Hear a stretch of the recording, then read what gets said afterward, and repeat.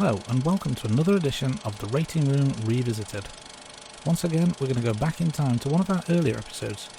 Jay, why don't you tell the listeners what I've got in store? Thanks, Andy. After Sean Connery was in the spotlight last week, we are going to talk about the man who replaced him as 007, George Lazenby. But before we get into that, what did you think of the decision made by Connery to leave the James Bond role, Andy?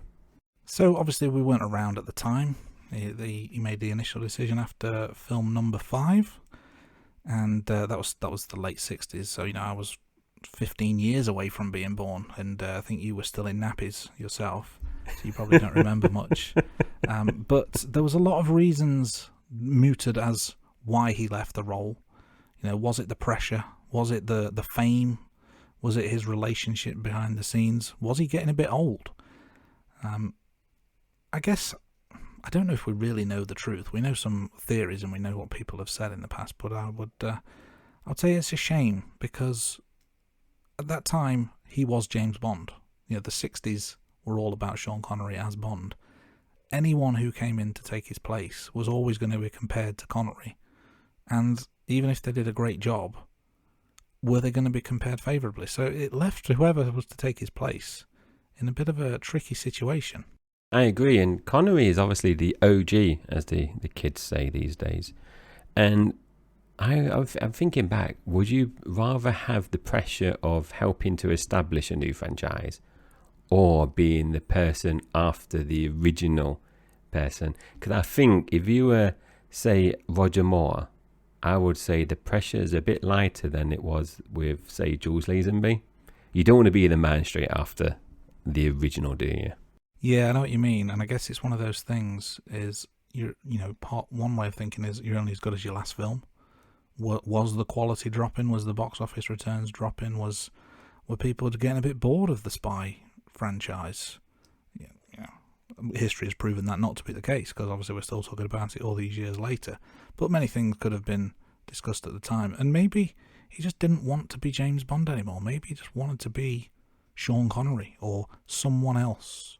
Yeah, and I think one of the things that Connery has said, or it's been alluded to over the years, is he didn't want to be typecasted.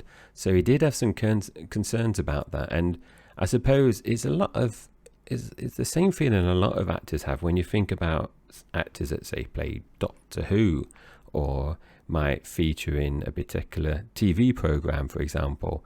They don't want to limit those career opportunities, because if you're playing the same type of role all the time, those future offers might always be very similar, and some actors will want to kind of be diverse in terms of the roles that they want to play. Yeah, absolutely. I guess if you're playing the role of spy in every film that you do, your next offer is going to be a spy film, isn't it? Most likely. I guess a probably less, dare I say, less talented example would be someone like a Danny Dyer or a Vinnie Jones. They all have to go into Cockney hardmen mode because that's all they ever play in roles. You can't imagine them being emotional or being in a romantic drama or anything like that. They're just Cockney wide boys, aren't they? And I feel bad comparing the likes of Connery to the likes of Dyer and Jones, but I hope you get my point. So, Andy, that's quite a jumping from the legendary Scottish actor Sean Connery to the, I want to say, likeable rogue Danny Dyer. I'm struggling there because I've not seen him in EastEnders, because I don't watch soaps, but I have seen him in, what's that football film? Football Hooligan. Is it Football Factory? Is it Football? Is it that one? Yeah. I watched that again recently, and there are some other films he's been in. So that is quite a big jump there. Sean Connery might be jumping out his grave, mate, and coming to pay you a visit with that. He's definitely spinning in his grave, that's for sure. But it was the first example that came to mind, and I apologise to any Connery fans and friends out there. That was not my intention to. And also any friends and family of Danny Dyer. I didn't mean it when I said less talented. Go easy, governor. You slag. Let's get back to Bond and why Connery left the role. And another thing that you do see and hear is that there were, and Andy kind of mentioned with the relationship with Broccoli, that there were some contract disputes as well at the time. And I know we did touch on this because originally did Connery sign up for 4 or 5 Bond films originally? And I know he was unhappy with the level of pay because obviously it just spiraled out of control in terms of this franchise.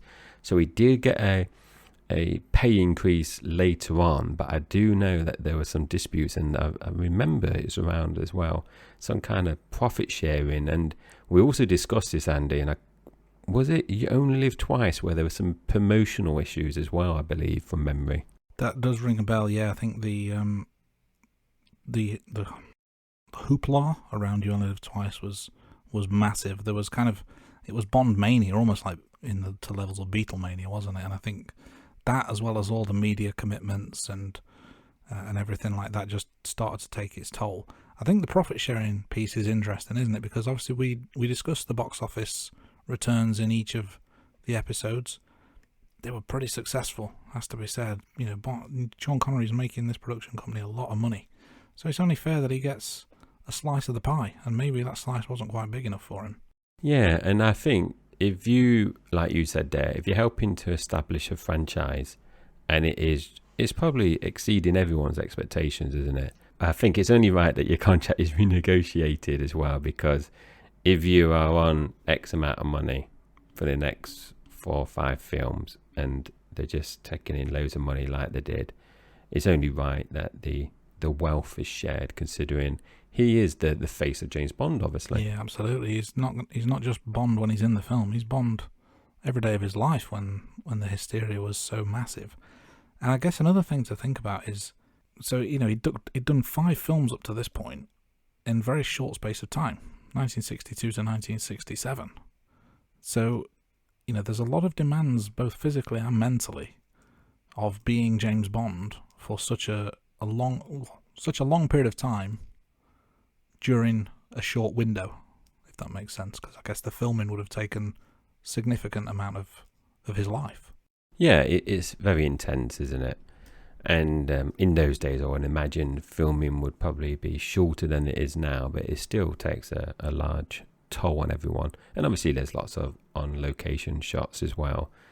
I would, Andy, kind of expanding on that comment that you just made, is I do wish that going forward in the franchise that we could have something similar, where not necessarily, well, I would like to say a film a year, but where they could do the filming of the Bond films like back to back, so you can enable them to come out every year instead of having the gaps that we had with Daniel Craig. It would be nice to go back to those ones where they're more condensed, and you can get an actor to come in, commit for a few years, do their bit, and then you can roll out a film every 12 or 18 months, if possible. Yeah, I mean, for comparison, Connery's first 5 were in a 5-year window.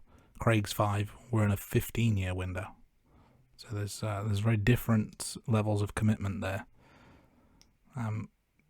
But after You Only Live Twice, Connery was out and Lazenby was in. Although it only lasted the 1 film, it was quite a memorable one. Jay, what did you think of George Lazenby as James Bond? I personally like Lazenby. So people might go, you like Lazenby? But if you listen to season 1, you would know that I actually put Lazenby in last spot. But the rationale is, it's because he's only done 1 film.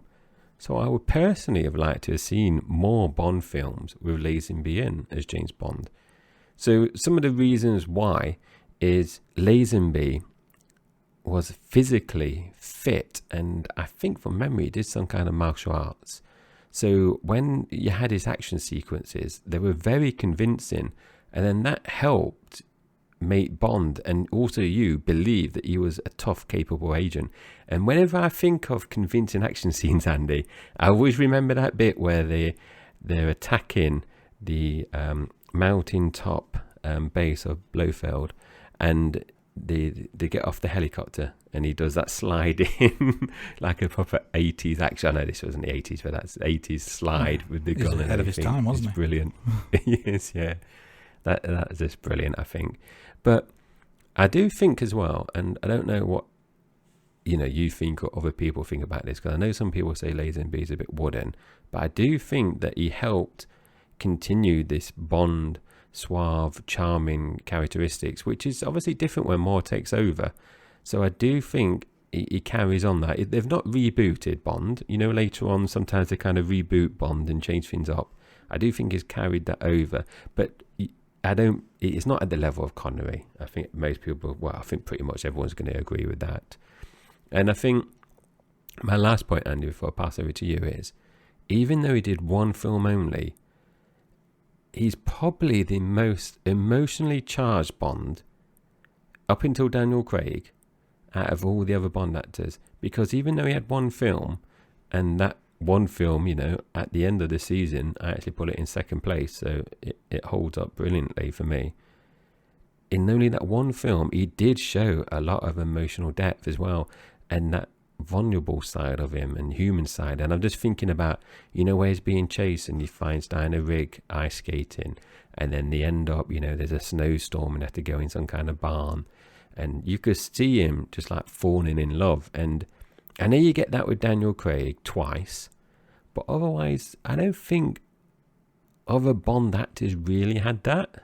I tend to agree. I think it's a difficult road to tread, because if you'd have just tried to play it the same way as Connery did, it wouldn't have worked, because he's not Connery. So he had to go a different way with it, and I think the producers recognised that, and they made the film that they did accordingly.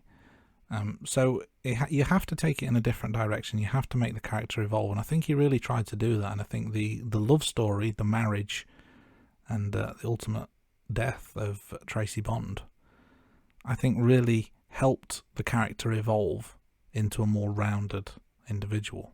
So I'm glad that they went that way, although I can understand people not necessarily liking it because he's not Connery. He's not, and I think it was important, you know, that very first scene on the beach where he is essentially saving Tracy, obviously not Bond then, DiVincenzo. Yep.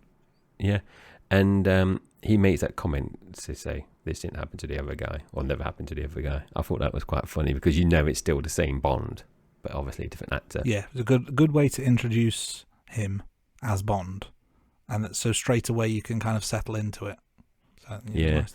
Was there anything else you wanted to pick out, Andy, from your point of view, in terms of what you thought Lazenby brought to Bond, or what's your general feelings about Lazenby as Bond? I think, apart from that, he got some very bad career advice. He did get some very bad career advice. I believe he originally signed on for 7 films and then jacked it in before the first one was even released.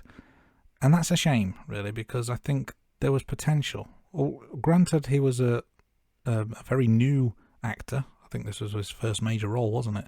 Which is a brave one to take on. But I think he did a fine job, to be honest. And I would have liked to have seen where James Bond would have gone in his hands over the coming films. Whether they would have done the same films but with Lazenby in place, or whether they would have been completely different films, I don't know. But it's interesting to think what could have been. And I think it's a wasted opportunity. But for a one-time deal, I think he did pretty well for himself. I agree. I don't want to say one-hit wonder, but you know, like you see musical bands and they have one like number one song, and then that's it. I think you've got to be thankful for that number one song, don't you? Yeah, if he was a Chesney Hawkes type, he'd still be playing the Butlin scene, wouldn't he? They'd only want to hear the one song. They'd only want to play this one film. But he's got other hits in the locker as well. You just don't appreciate them as much. Yeah, and Andy, you know, when we obviously started the podcast and we were going through, this was another film that I was looking forward to, because I remember liking it originally, and I've watched it a few times, and obviously I said I ranked it second in the end. So obviously I loved it again. But it was nice just watching that one, and my wife hadn't seen this one before from memory as well, so it was nice that she got to saw. And it's a film that ends on a sad note as well. Yeah, very different way to sign off, wasn't it? It was, and it's a shame. I know we talked about hypothetical scenarios throughout season 1 about, what about if this Bond actor played Bond in this film, and what about we slightly move these around? It's hard because you're taking away things, but I would have loved to see him in Diamonds Are Forever instead. It would have been nice to continue the arc, wouldn't it? To see what life would have been like for Lazenby's Bond post Tracy, because Connery didn't really even make mention of his dead wife, did he?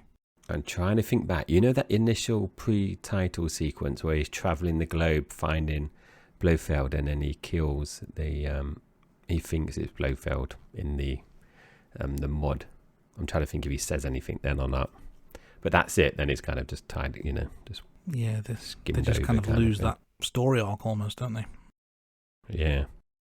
So Andy, is there anything else you want to mention about Lazenby before we kind of sign off and let the listeners get into On Her Majesty's Secret Service? No, I think, like I said, it's a wasted opportunity for everyone, really, to not have Lazenby in more Bond films. But listeners out there, don't waste your opportunity to check out our classic content, our upcoming content, which includes a few more of these revisited episodes over the coming weeks, and then some brand new content coming in the middle of November. We've got some new things coming your way. We've got some guests coming back onto the show at various times. Lots to look forward to over the coming weeks and months. Yeah, so thanks, Andy. And just to add, we've got some new guests as well. We've got some old guests, but new guests coming on. So that is all to come. Let's get back into it now. So this is Season 1, Episode 6 of The Rating Room.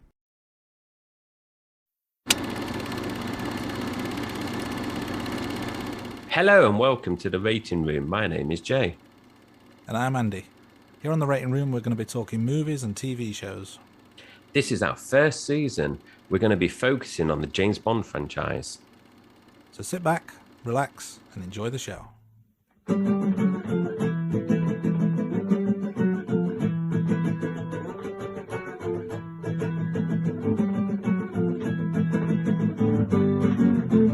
Rating Room. The Rating Room. The Rating Room. The Rating Room. Episode 6 on Her Majesty's Secret Service. Andy. So a quick summary of the movie. 007 and the adventurous Tracy DiVincenzo join forces to battle Spectre in the Swiss Alps this time. We've got Blofeld making another appearance, and it's his most, I would say, calamitous scheme yet. It's a germ warfare plot that could kill millions of people. Jay, what did you remember about this before you rewatched it recently? Yeah, I must admit, this was, from memory, this was one of my favourite Bond films, Andy. So I remember Bond getting married, this time for real. I remembered that there were different actors for Blofeld and James Bond, obviously. The Louis Armstrong song as well, I did remember. A couple of other things as well. I remember that it was in the Alps and there was a mountain base, in terms of the clinical research area. I remembered that as well. And also remembered that there was a number of good-looking ladies there, which obviously they are known as the Angels of Death in the film. I couldn't remember exactly what the name were for the group of ladies, but I remember that there was a nice selection of ladies there for Bond. Also remember the ending, because I think that's quite a impactful ending in terms of Bond as well. And also one of the things, I remember watching this as a kid and liking it, and I remember rewatching the movie a number of times as I'm growing up and thinking, actually, it's better than what a lot of people tend to think of, even though he's done one movie. I think it's actually a better movie than what a lot of people give credit to. And I remember, it's just, in terms of talking about the wife kind of jumping ahead, I remember saying to the missus, I'm looking forward to watching this one. This is a really good Bond film, and it's one that she's not watched before. How about you? So I was looking forward to watching it as well, but for different reasons. And mainly, I couldn't remember that much about it. I could remember that Bond got married again, a proper wedding this time, not a arranged one. I remember Tracy dying. Spoiler alert for those who have not watched it yet. Big ending with Tracy dying. And I also remember the ski chase scene, which we will dissect in a bit more detail later on. But other than that, I didn't remember too much about it. Like you, obviously, I was looking forward to it because we've got new actors playing Bond, especially. Blofeld kind of slipped my mind that it was a new actor, but the way we've gone through the series, it's kind of been a new actor pretty much every film so far. But having Lazenby as Bond, I think, was a very bold choice, and we'll discuss Lazenby in a bit more detail later on. But yeah, generally didn't remember too much ahead of time, so I was looking at it with really fresh eyes. So a little bit of information about the film as we go along. So the main villains, of course, Blofeld, leader of Spectre, and we've also got Irma Bunt as well, who is the other villain. And from a Bond girl perspective, we've got Tracy DiVincenzo, we've got Ruby, and we've got Nancy, who are amongst the Angels of Death. Brilliant. Yeah. And in terms of theme songs, the actual theme song is on A Majesty's Secret Service by John Barry. The Louis Armstrong, which, Andy, I think a lot of people actually associate with this movie, isn't an actual James Bond theme. It's a secondary theme, which I know we both know that. But that is a very good song in terms of We Have All the Time in the World. I think an interesting point, and we've both seen Bond 25, No Time to Die. And I wonder if other listeners have picked up this link as well. But you actually hear the instrumental version in the Bond 25 twice, but also the lyrical version at the very end. So I thought that was a nice little link, Andy, in terms of the end of the Daniel Craig era and kind of linking it back to the earlier Bond. I don't know if you've got any thoughts on that before we move on.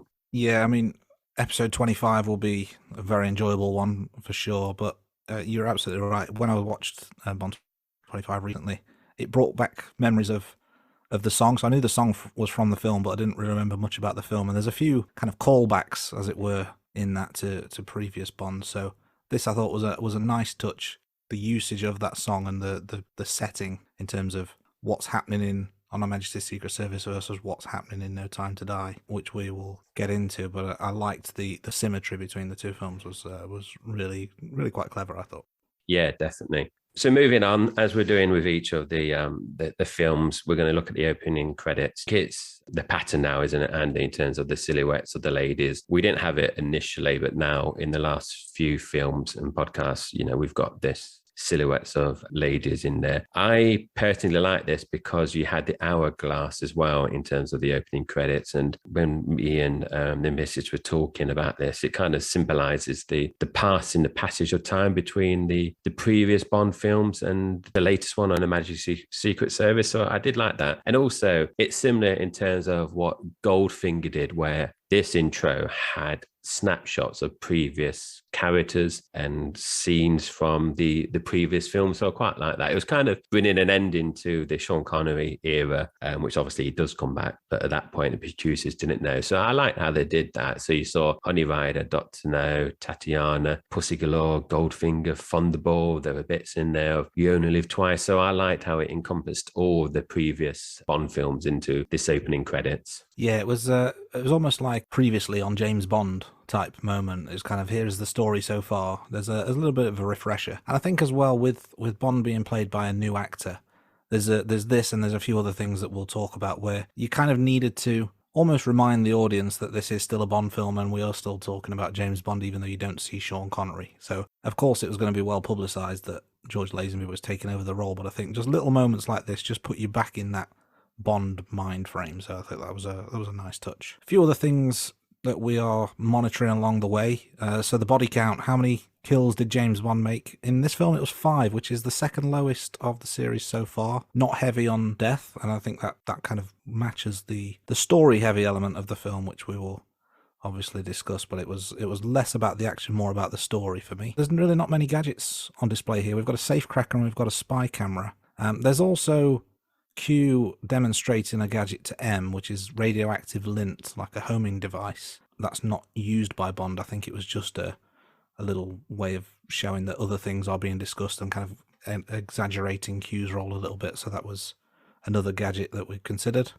James Bond, says it in every film, doesn't he? That's what we think. We know that not to be true, but in this one he does say, and quite quickly as well, less than 4.5 minutes, which I think will be the quickest we've had an introduction like that so far. And of course, other staples of the Bond franchise, the martini, the hat throwing, and the hat wearing, is a yes on all counts on those. Before we get into the film in more detail, what was your favourite scene from rewatching it?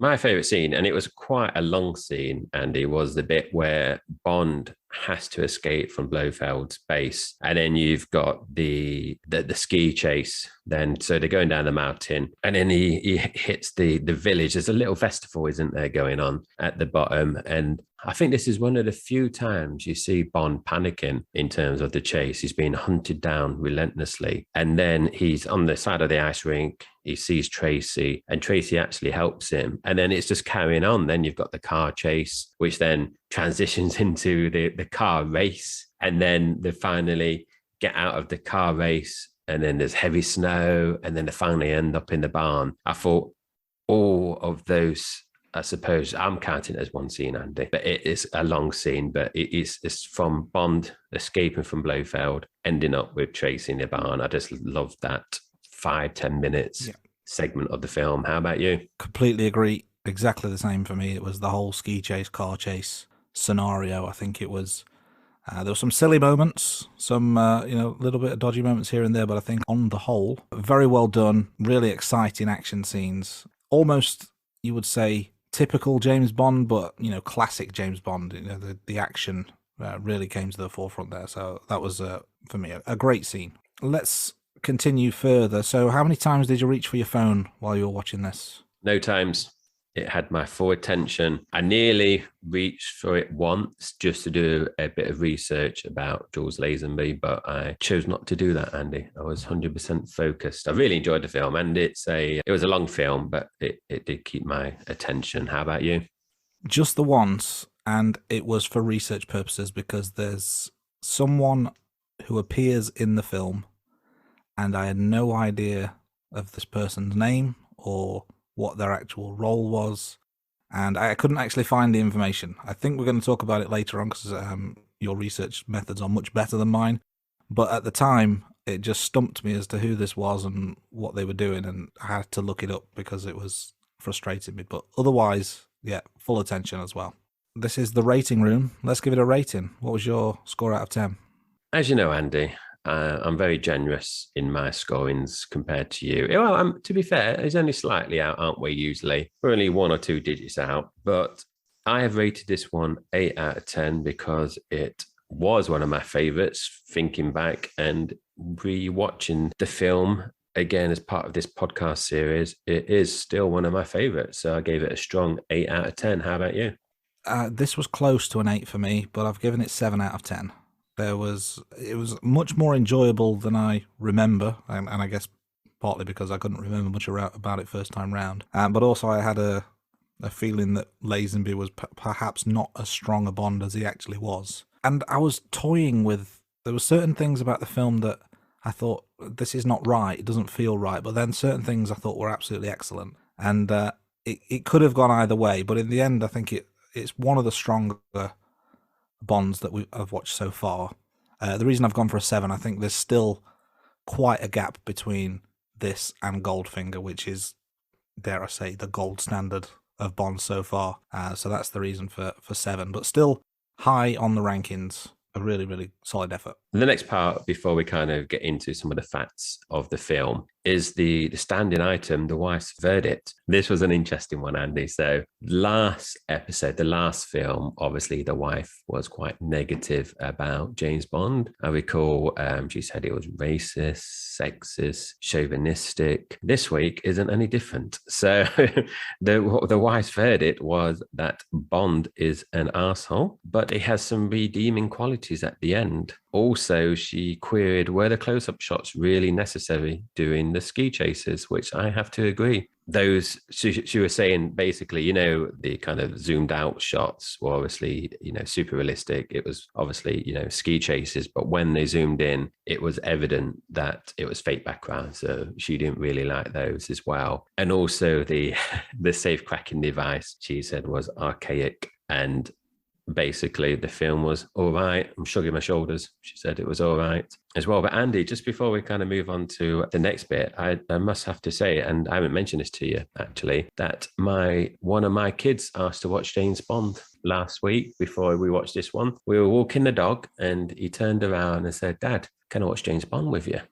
I said, yeah, we can watch James Bond. He hasn't watched any yet. And then he said, "When you're watching it, we like Mummy." And I said, "Oh, we're going to watch it tonight." And he said, "Oh, how many Bond films is there?" I said, "There's 25. And you were like, 25? And I said, "Well, why don't you wait until we get to Daniel Craig films? They're modern. This is, from the 60s. He's a 13-year-old boy. He might not really appreciate it." And he said, No, I'm going to watch it. I'll come and watch it. Let me know when you watch it." Fast forward to the evening, Andy. I shout up to him, "We're watching James Bond." Does he come down and watch it? What do you reckon? I'm going to say he didn't.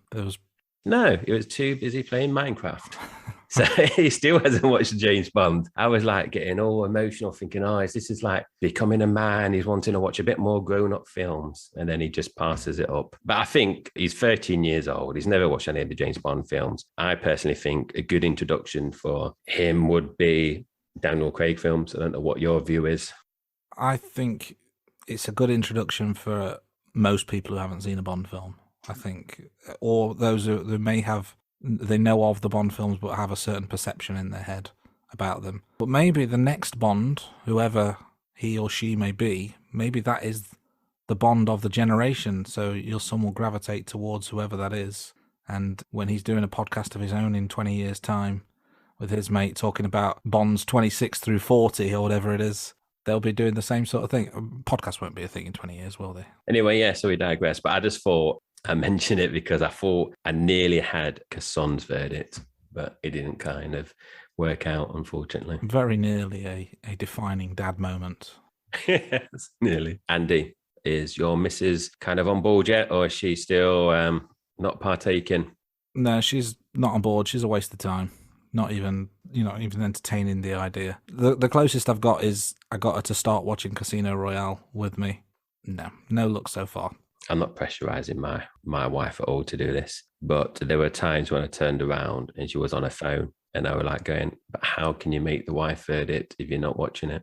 It's one of those films that I can do both. I can multitask. I said, yeah, but you're going to miss out on things. You know, when you come to the wife's verdict, it's going to be like, but she's in there, and she has told me she's going to commit to the 25. She has told me though she's looking forward to rewatching Pierce Brosnan because that is her favorite Bond. So she is looking forward to getting to the 90s, would it be? Yeah, 90s and the Daniel Craig films. So she's looking forward to the modern ones, and she hadn't seen this one before. So some of these films she hasn't seen, so it's quite good for her to be watching. But she was reading some of our notes, and she was just muttering about how sexist he was and chauvinistic again just before we went live. Is this still talking about Bond and not my note? Not talking that about me. just checking. I don't want any kind of libel.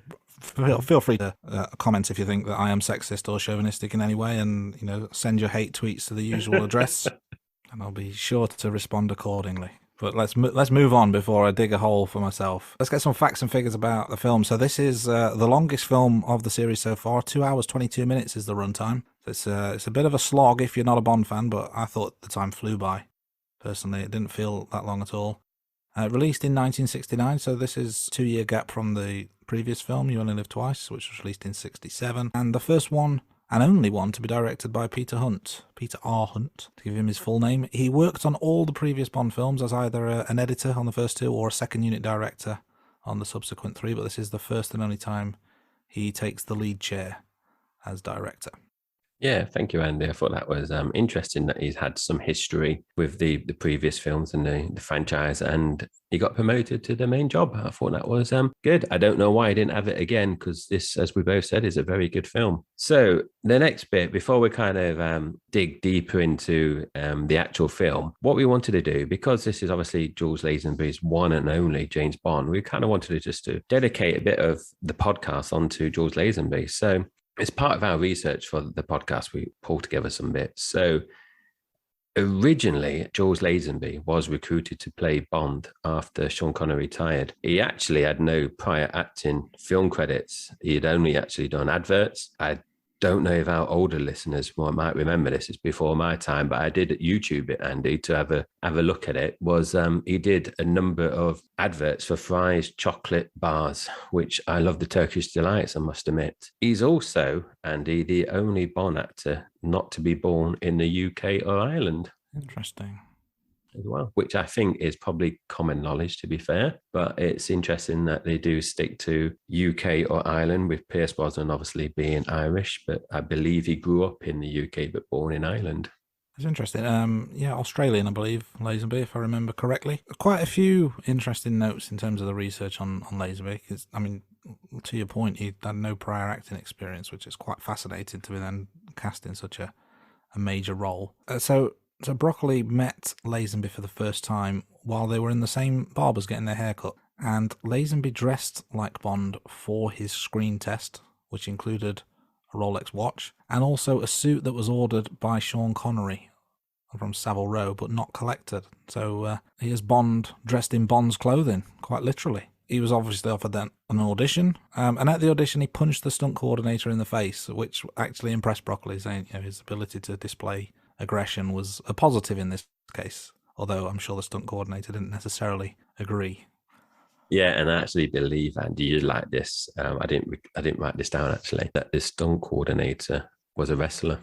I don't have his name or anything, but apparently he was a wrestler. With your ties with wrestling. Also, Lazenby announced it was no longer going to play Bond.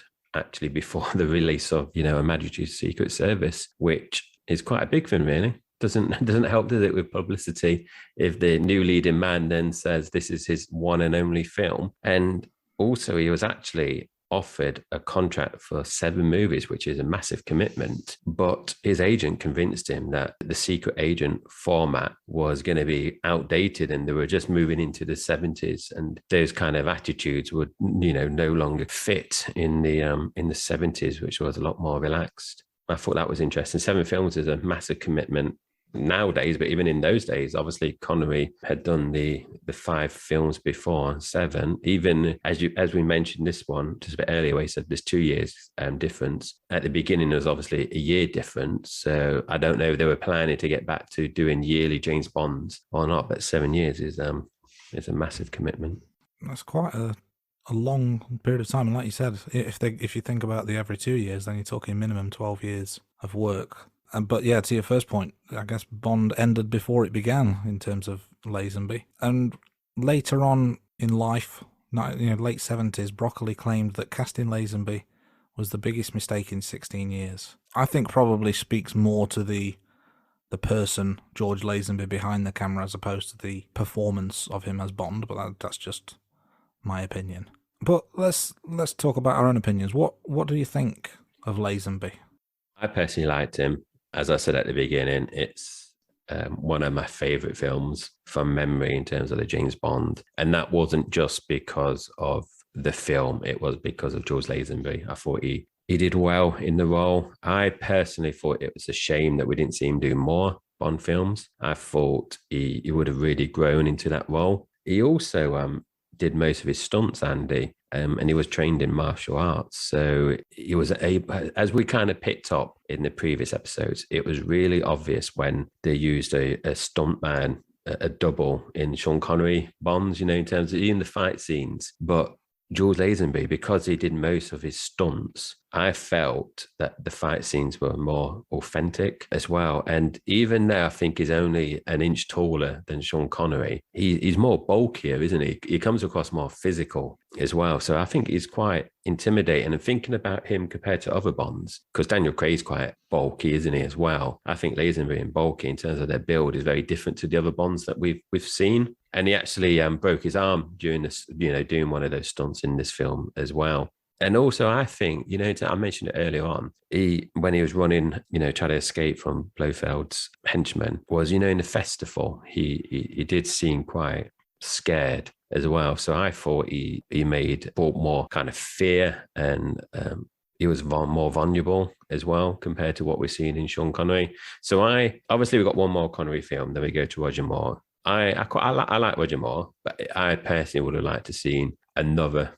I would have liked to seen 7 more Lazenby films. Well, 6 more if he did a 7-year contract. Personally, how about you?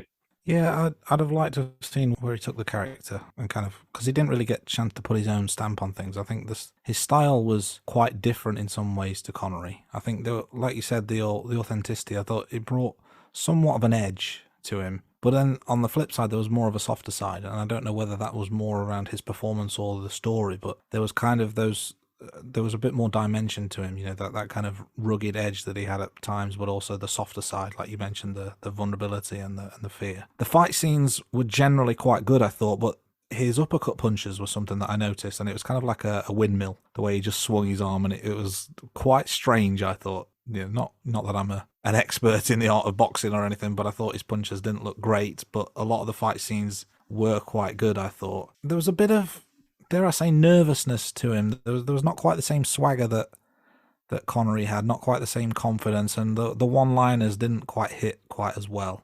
I don't know whether that's simply an experience thing, if this is his first film, was first acting of any sort, really, then I guess it's going to be difficult to have that natural charisma. And also, you've got to remember that Connery has had 5 goes at this, so he'd got the character nailed on by this point. So to compare the two is probably unfair, but I felt like he just wasn't quite at the same level as Connery, but did bring out some quite interesting qualities of his own. So, like you said, it's a shame we didn't get to see more of him, just to see where the franchise would have gone. It might have been a completely different direction they took it in, but I guess we will never know. Yeah, Andy, just before we move on, can you imagine the pressure? So he's only done some adverts. This is his first film. The first 5 films have been massive box office successes. The pressure that he must have been under would have been immense. Absolutely. And he puts out a film like that. It's a big credit to the director, but also to him. It must have been a lot of pressure. I agree. And I think even if he was an experienced actor, I still think there'd be that element of pressure. So I think the inexperience only adds to that. And I think whenever we see it in modern times where, films are either remade or recast, there's always that comparison to what came before. And I think with a franchise like Bond, it doesn't matter who takes on the role. I think everyone is compared to Connery. And I think Connery did such a good job in the 60s, establishing himself as the James Bond, that whoever was going to take it on, whether it was Lazenby or whether it was a different actor with much more experience, there's always going to be that comparison, and there's always going to be those people who will dismiss it before even giving it a fair shot. That's got to be quite difficult to take. I also wonder whether, because of his inexperience as an actor, that also led to his downfall a little bit in terms of his inexperience in the acting world, as in, how to behave behind the scenes, how to interact with crew and fellow actors, etc. So yeah, a lot to take on, and it's not like he's taking on a junior position. It's straight in at the deep end. If ever there's an example of jumping in at the deep end, it's take your first acting job ever and become James Bond. Yeah, definitely. Rather him than me, I'll tell you that. Well, I wouldn't mind a go if the money was right, but I don't think I would do it justice, in all honesty. Shall we move on to some other talking points about the film itself? So we've mentioned, obviously, that George Lazenby is the new Bond.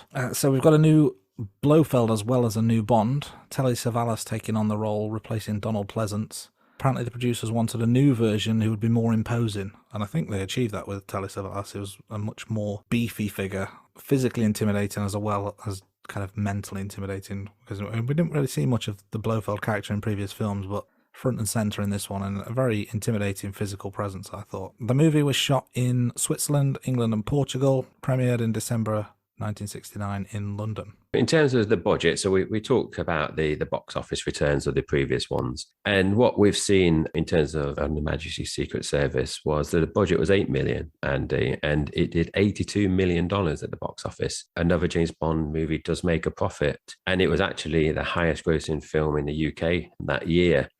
But it was a big drop compared to You Only Live Twice, which brought in $111 million. It took less, but it still made a significant profit. It also took less than the previous 3 Bond films. So You Only Live Twice, Thunderbolt and Goldfinger. So in terms of box office returns, and I wonder how much of that was to do with Sean Connery not being in there, with the publicity before that he's going to quit. I wonder if that just meant people just not stayed away, because obviously a lot of people did watch it, but I wonder if that's what's caused a bit of the drop in box office returns.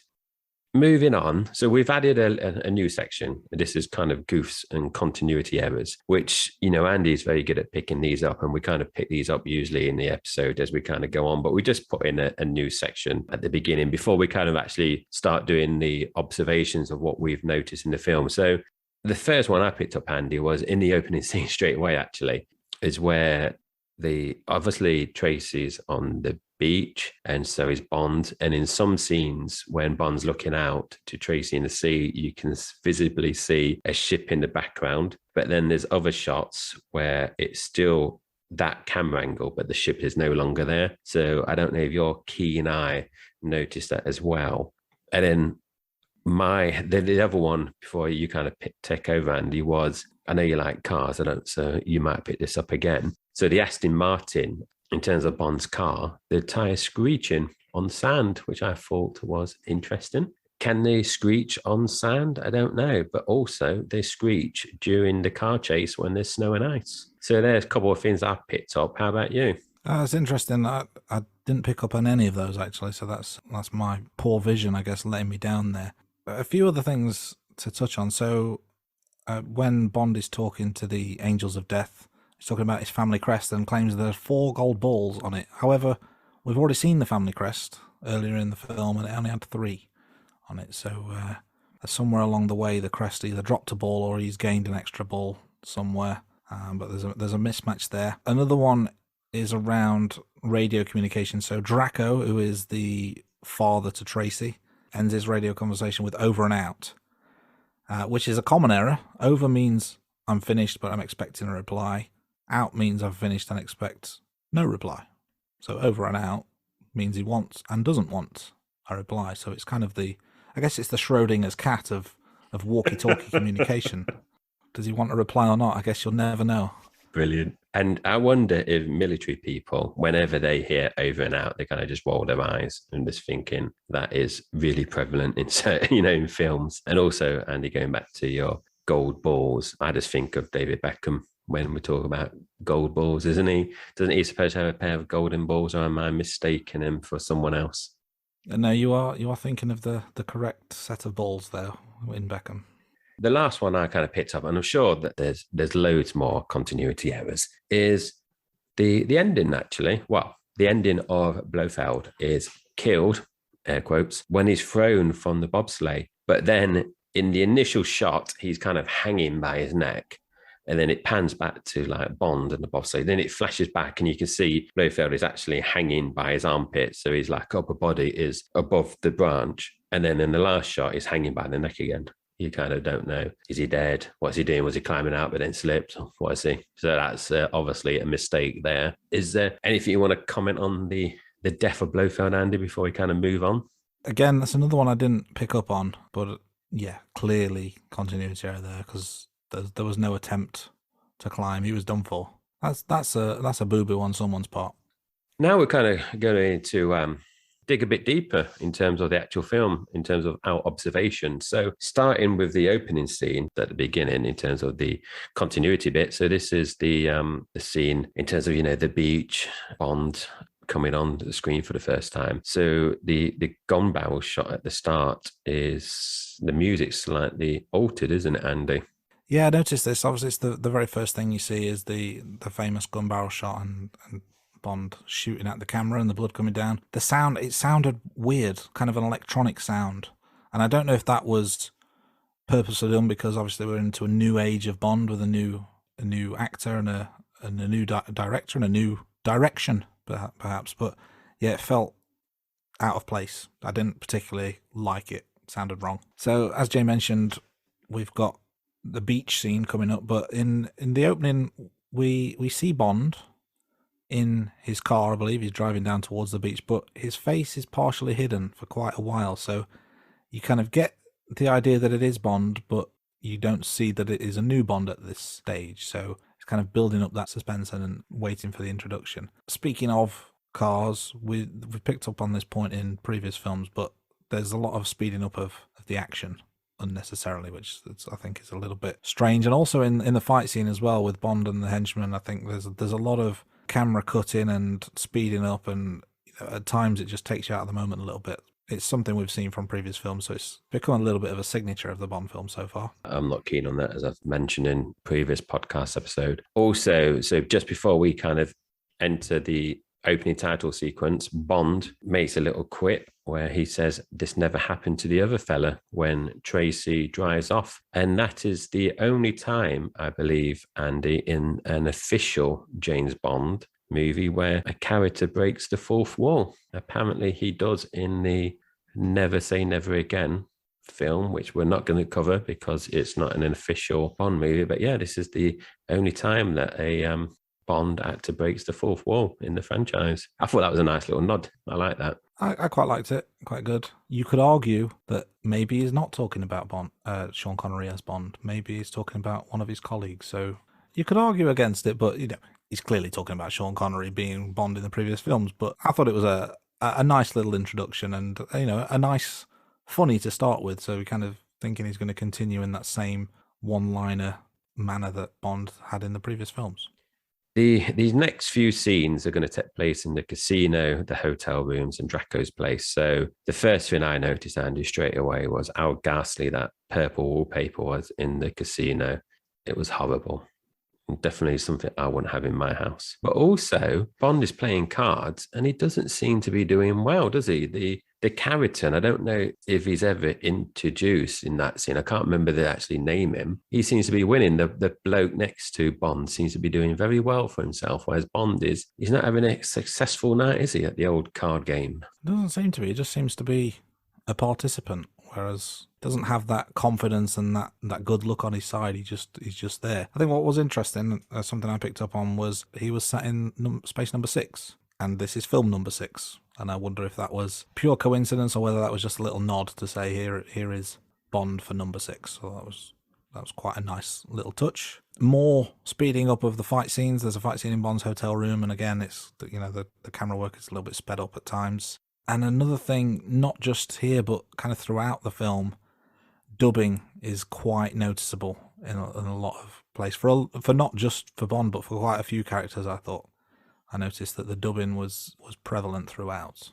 You're very, very good at picking up the dubbing in the previous films, but even I noticed it in this one. I felt it was heavily dubbed in parts. One of the things that I liked, Andy, as well, was that we have all the time in the world that the instrumental bit was playing in the background when Bond and Tracy were together. I like that. That happened throughout the movie. So I like that little nod as well. And also Bond gives Tracy a bit of a slap as well when they're in the room together, aren't they? He gives her a bit of a slap, and then there's a bit of slap and tickle, which, typical Bond behaviour. Treat him mean, keep him keen and all that. A little bit later on, we've got the goon goes to the door of Bond's room and he overhears them talking. I guess they are still talking at this time. He just leaves them to it. He knows they're in there. He can hear them, but he just leaves them to it. Yeah, I don't know what to say. He was obviously fighting with him in the other room, and then he kind of goes to recommence the fighting, but then hears what Bond is up to and thinks, oh, I'll wait until the morning.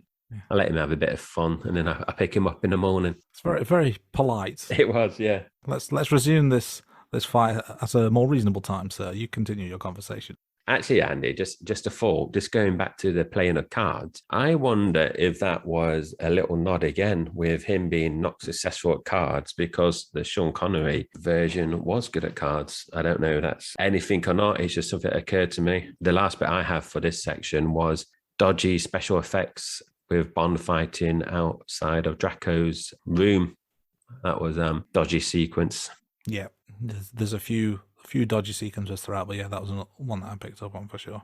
Like we said, it's not going to be a massive in-depth scene by scene in terms of that, what we do with the podcast. So we now jump into MI6, and I wasn't the only one that thought of this, Andy, and I don't want to sound harsh. It's something the missus said as well. Miss Moneypenny seems to have aged a lot between You Only Live Twice and this movie, which obviously, at the beginning you said there was 2 years difference. As I was typing up the notes, I actually got a screenshot of Miss Moneypenny in You Only Live Twice, and then a screenshot of Miss Moneypenny from on the Majesty Secret Service side by side on my nice widescreen monitor. And then I called the missus over and said, look, there is this, because she thought it was a different actress at first, but having her hair up, I think, ages her. I don't know what you thought. When it first came on, knowing that there was 2 years difference, I thought she looked very different. I would tend to agree. I'm not sure if it was the hair being up or not, but yeah, time had passed. She'd had a tough assignment between movies, I think. Maybe when she went on location. Maybe that's it. Maybe the submarine life was not for her, and it affected her. But still beautiful as ever, just slightly more advanced in years than previously. And of course, we're speaking about Moneypenny, so there's going to be some flirting between her and Bond. Seems to go a little bit further this time, I thought. So Bond comes in and he gropes her arse, basically. There's no other way of putting it. And then later on, as he's leaving, gives her a kiss on the lips. That's not very office-appropriate behaviour, has to be said. Certainly wouldn't fly these days, but I think it's the first time Bond and Moneypenny have actually had actual physical contact, and in that manner that's firstly quite, dare I say, aggressive, but certainly assertive at the very least. I thought that was quite a deviation from what we'd seen so far. I agree. It was definitely different compared to what we're seeing in the first 5 films. I noticed that, and then I tried to recall thinking, oh, have they actually kissed before? And I'm thinking, I think there might have been a peck on the cheek maybe in a previous film, but I think that's as most that it got. It was very flirty in the first 5 films, whereas this was definitely more full on, as you kind of picked up on, Andy. In this scene as well, Bond is removed from the Blofeld assignment, Operation Bedlam as it's called. Clearly not happy about that, and goes outside and dictates his resignation letter to Miss Moneypenny. So Bond's career as a secret agent is seemingly over for a brief period. Yeah, not a good start, is it, for old Lazenby? No, he's handing in his resignation straight away. I personally like this next bit, Andy, in terms of where he goes to his office and he's clearing out his desk. We get kind of like, I called it a callback. I don't know if you called it something different or not, or what the actual phrase would be. But we kind of see Honey Rider's knife and shells from Dr. No. We've got Red Grant's watch and the gold sovereigns as well from Russia with Love. We've also got the rebreather from Thunderball as well. And when he's kind of clearing out his desk, you've got those little music kind of themes from those previous films as well. And I think it's kind of letting the audience know that, you know, this is the same Bond that we've had in the previous films. So that he's got that connection with the other films. So I don't know if you picked up on those bits as well when you watched it, but I thought I liked that. I thought it was a nice little nod. Yes, I really like that. And I like the opening credits as well. You've got that callback, like you said, and I guess it's the continuation of the story. And what I found quite interesting as well is that I think this will be the first time we've seen that Bond has an office of his own. So seeing him as a office worker as well as a secret agent, clearly he's got admin to do as well, but it's the first time we've seen him in an office setting of his own, which I thought it took me a little bit by surprise, really, because you don't think of Bond as a desk jockey, as it were. I mean, if there's any quiet periods, does he just sit there for weeks on end doing paperwork? That's a different film altogether, isn't it? Yeah. Oh, when he has to do a timesheet, does he log all his flexi or not? Does he get time and a half for overtime?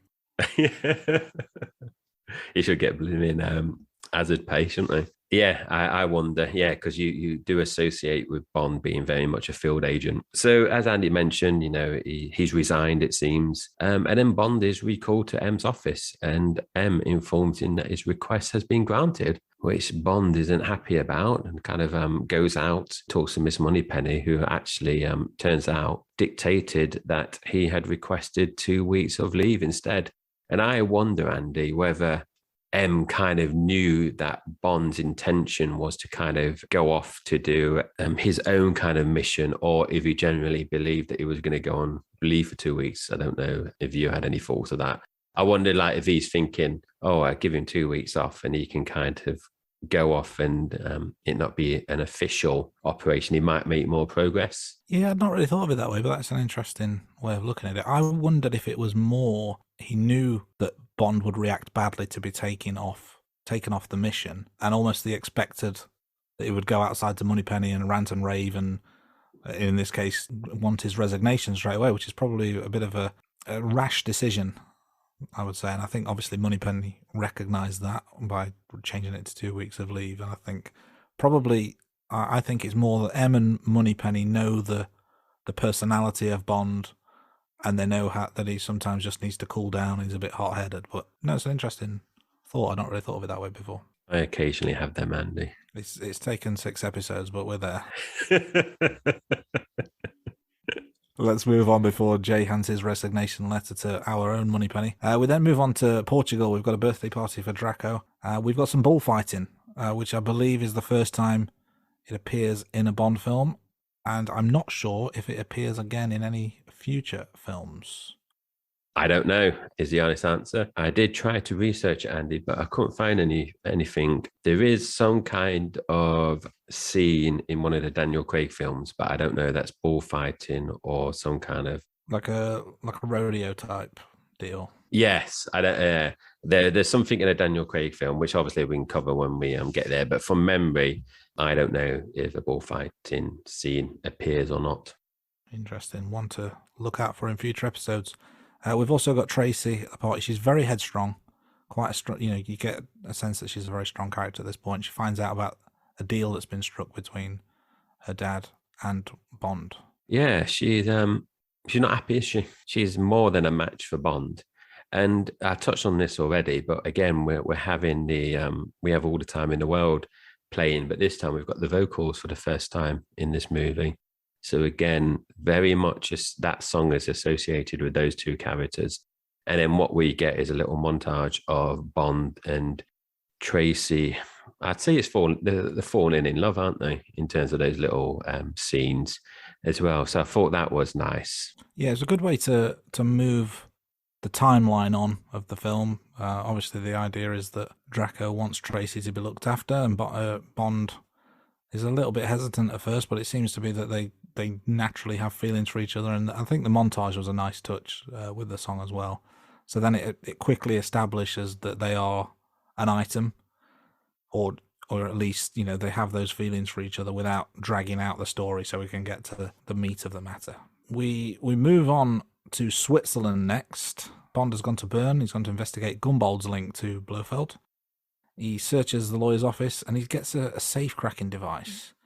Now, the safe cracking device is given to him by a crane. It's kind of raised up on this huge crane, and it's I think it's in like a giant suitcase or something. But it's a huge piece of machinery. One thing I thought of was, didn't he have a safe cracking device in a previous film that didn't require a crane? Like, it was a much smaller thing. Or am I misremembering that? No, it was in the last one, You Only Live Twice. Do you remember where he goes to Osata's building headquarters? Yes. And, you know, before he, I think it's just as he's beating up that wrestler that you mentioned, you know, in terms of the Rock relative. Rock's granddad. Yes, that's it. It's quite a novel way to get the device up to him. It just seems like maybe technology's gone backwards in the 2 years between films, and something for Q to get working on if his devices are now getting bigger rather than smaller. Yeah, surely when you modernise things, they do get smaller. But I liked that he had it carried over from the bloke, you know, that you said about researching earlier. He's the one controlling the crane at the bottom. And I liked how it was like transported to the room, the lawyer's room, the office, by crane. I did like that. I thought that was quite funny. But my wife, she didn't like that at all. She just thought it was ridiculous, saying everyone's going to see the crane moving something over like the road and everything like that. And I just thought, It's quite Grand Theft Auto in a way. We're not going to be reviewing Grand Theft Auto, but I've been playing that recently, so it just came to mind. So whilst we're in the office, Bond is sat reading a Playboy and waiting for the safe cracking device to finish. And then as he's leaving, he has got the centerfold ripped out and he's having a look. This is the only film to feature the Playboy magazine, but one thing I did want to touch on is that clearly the centerfold is unclothed because it's Playboy magazine. It's not, you know, Good Housekeeping. So there is technically nudity at this point. But the question I have is James Bond a 14-year-old boy? And does he need something for his bedroom wall? Because for a grown man to be walking through the corridor staring at a naked picture of a lady that he's stolen from a Playboy magazine in someone's office seems very juvenile to me. he's obviously very horny, Andy, isn't he? Because, you know, I would say he's madly in love, or he's fallen in love, and yet he's going to meet the angels of death later on. And he's obviously wanting to keep Playboy. I personally, the whole Playboy thing didn't kind of sit right with me in terms of him reading it and then carrying it on down the corridor. Yes, you see some boobs as well in the movie as well, but there's actually a long history of James Bond with Playboy as well. So several of Ian Fleming's short stories were actually published by Playboy. I've not read any of these ones actually. So you got the Hildebrand Rarity, The Property of a Lady, and also Octopussy. So I don't know whether that was a bit of a nod to Ian Fleming in terms of the short stories or not. But also later on, there's also a number of Bond girls that are featured in Playboy as well. So we've got the actress that plays Honey Rider. We've got Jill St. John, Gloria Henry, and then Barbara Bach are just some of the actresses. There are more Bond girls that appeared in Playboy. I didn't know about the short stories in Playboy. I have read some of the the short stories. A very good read. I'm sure I've got them around the house somewhere, but it's been a long time since I've read them. But I had no idea about the Playboy link. So interesting. It's an excuse to go out and buy some old Playboy magazines. Yeah, I'll talk to my wife about that and say I need them for research purposes. Yeah, I'm sure I know what her reaction will be. But let's move on. We're back to London now. Bond's gone to meet Sir Hilary Bray. Hilary Bray is trying to claim his title, and the title itself slips my mind, but it's basically, a kind of a regal title based on family history and all this kind of stuff. So because Blofeld is trying to claim this title, and Hilary Bray has the means to kind of grant him this, he agrees to help Bond. And I think the idea is that Bond is going to take the place of Hilary Bray, which we'll see shortly. So Bond then goes back to M with this new information. He wants permission to go after Blofeld again. And it's at this point, so they're not in the usual MI6 offices at this point. They're in a different location within London, and M's there with his butterfly collection. And Bond seems to have a little bit of knowledge about that as well. What did you make of this part?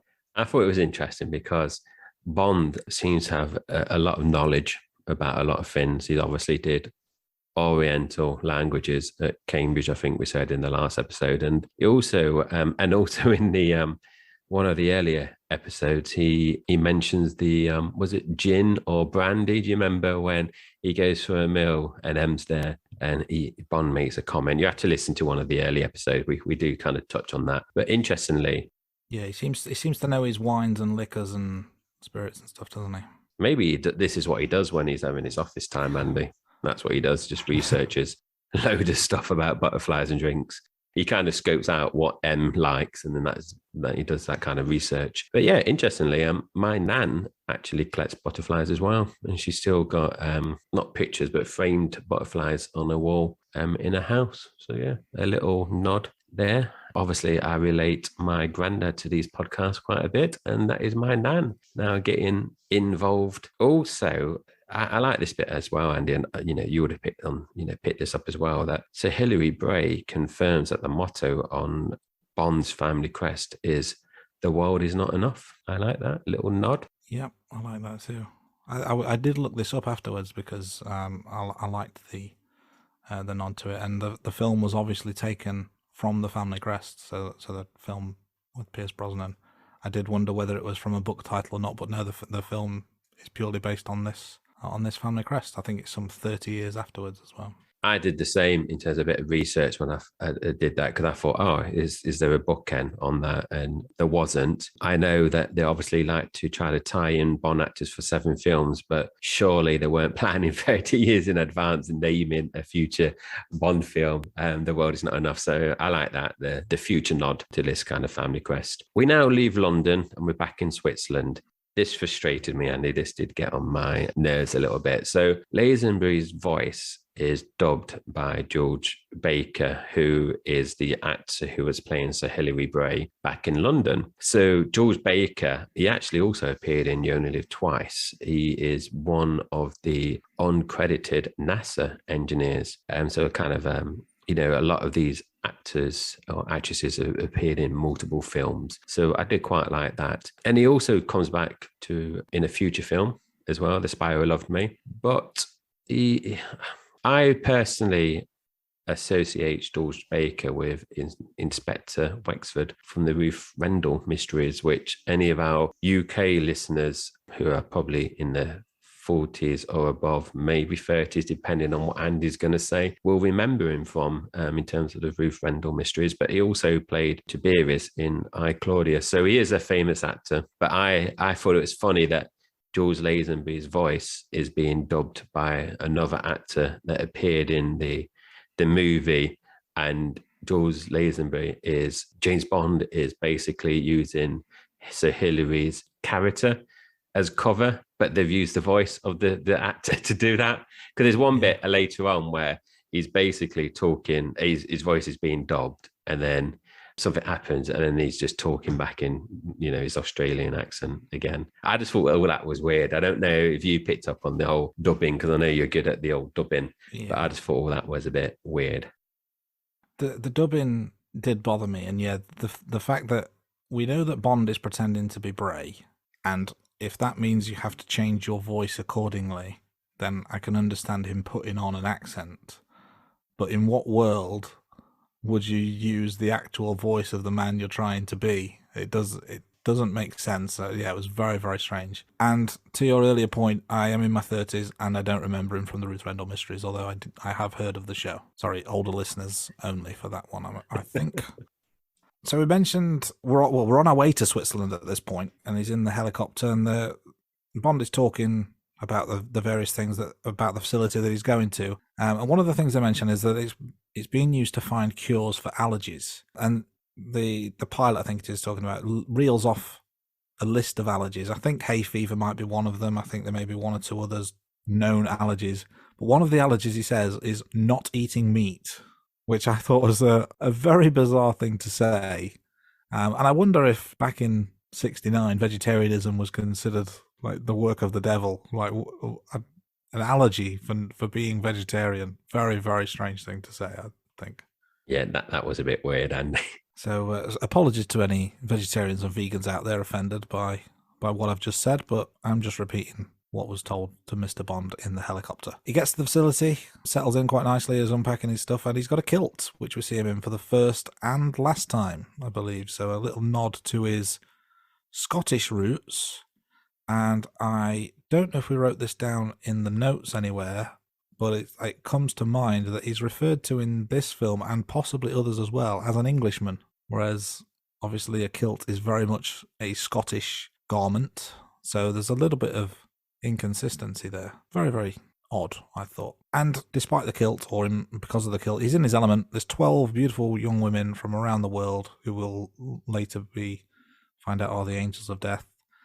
And there's a part where he's sat at the dinner table, and one of the ladies, I think, writes something in lipstick on his thigh, and I think it's Irma says, "You're right, Mr. Bond," and he says he's experiencing a slight stiffness, which was a nice little line.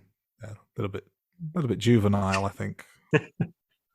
I laughed at this because I thought it was funny, and my wife actually turned around and just said I was juvenile. She's correct. I just thought it was funny because he's just got all these 12 beautiful women and Irma there, and the little quote there, that slight stiffness, just made me laugh. I know, Andy, we've discussed this before we went live, and I'm sure a lot of people that if people are following us and rewatching the films as we are rewatching this, they would have picked up on this as well. So Hillary goes to meet Blofeld, but Blofeld doesn't recognize Bond. And, we've both discussed this. So Bond hasn't had any surgery. He, in the previous film, Blofeld has said, you're dead. James Bond is dead. He's on the front page. How does Blofeld not recognize James Bond in this? It just doesn't sit right. And, doing a bit of research, Andy, apparently in the original script, to help the audience understand that this is the same James Bond that was in the first 5 films, in the original script, James Bond actually underwent plastic surgery. And then that was kind of explaining why the James Bond character looks different to the previous 5 films. But they actually knocked that on the head and didn't include that in the movie. So I wonder whether that's a bit of a legacy thing there. I personally don't understand how, when they filmed that scene, they just didn't pick it up, especially, as you said earlier, that the director worked on all the other films in some capacity. It just doesn't sit right. And I know we discussed that, so I don't know if there's anything you want to kind of share, with the audience about this particular point. It just the same. It baffled me. Bond knows who Blofeld is, and he doesn't hide that fact, but he's pretending to be Bray. But Blofeld knows who Bond is. This is, it's not like they've met for the first time. I understand that there's different actors playing both parts, but in the Bond universe, it's Bond who knows Blofeld, and it's Blofeld who knows Bond. But in this scene, Blofeld doesn't know that it's Bond. No sense in that at all. No, and I think out of the 6 films that we've seen so far, that is the main point that is going to grate on me. Because it's such a fundamental thing, isn't it? That particular thing, that how he doesn't recognize him. It's such, I don't even know if you call it a continuity error. It's just such a glaring mistake. I mean, in terms of the next couple of bits, Andy, so the thing that I picked up on was that Bond is basically in his hotel room now. He, as you mentioned, Ruby has wrote something on James Bond's inner fire, which we find out when he gets back to the room that it's the number 8. So Ruby's in number 8. Bond, you see him at his desk and you can kind of see the itch, isn't it? He's wanting to get out of his room and he manages to get out of the room, but he basically risks the whole mission to go and meet Ruby in room 8 just for a bit of hanky-panky. And then Bond then, does the deed, comes back to his room. He's kind of like impressed with himself, straightening himself up in the mirror.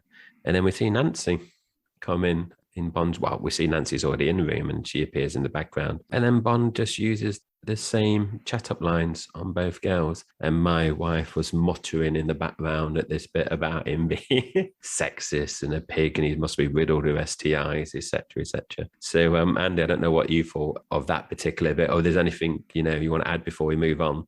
I mean, it is a bit of a risk, especially since we found out earlier he's in love with Tracy. So clearly his feelings are somewhat limited. But yeah, I don't consider it sexist or chauvinistic to use the same chat line. It's actually pretty smooth.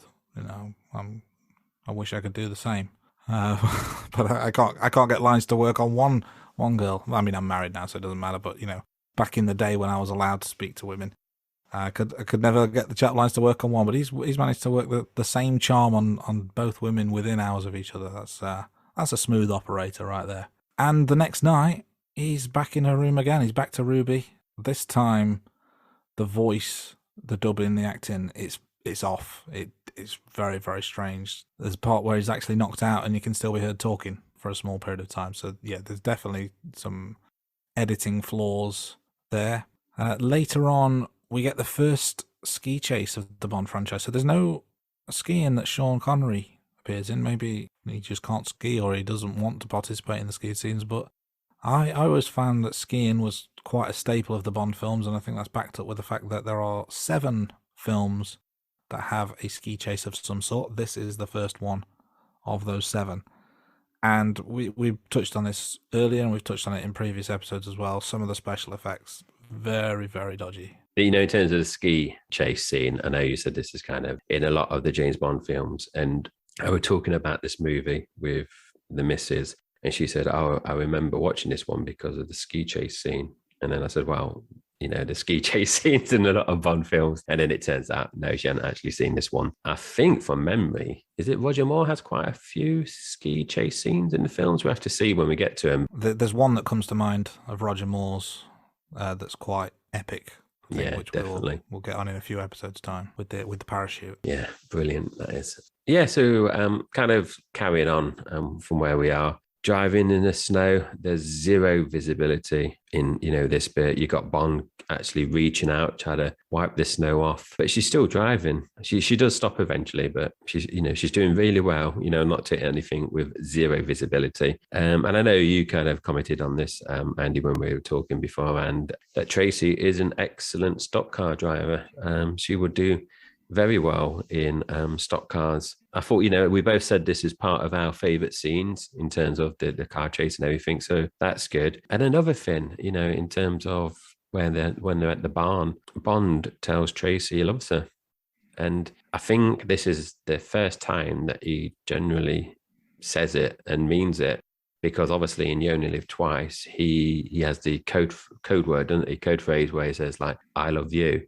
And he says it, at the sumo bit, wrestling, and later on. But I think this is generally the first and only time at this point that he actually means it. Also, as well, the next morning, Bond and Tracy have gone back Blofeld, and the henchmen manage obviously to track him down to the barn, but they've already gone. And then, a ski chase happens again. And one thing I thought of there was where, Bond and Tracy are going, they go through the avalanche danger area, but Blofeld just sends three of his men just to chase, but then sets off the avalanche. So I suppose henchmen are quite easily replaced. He has no problems sending his men off to die, does he?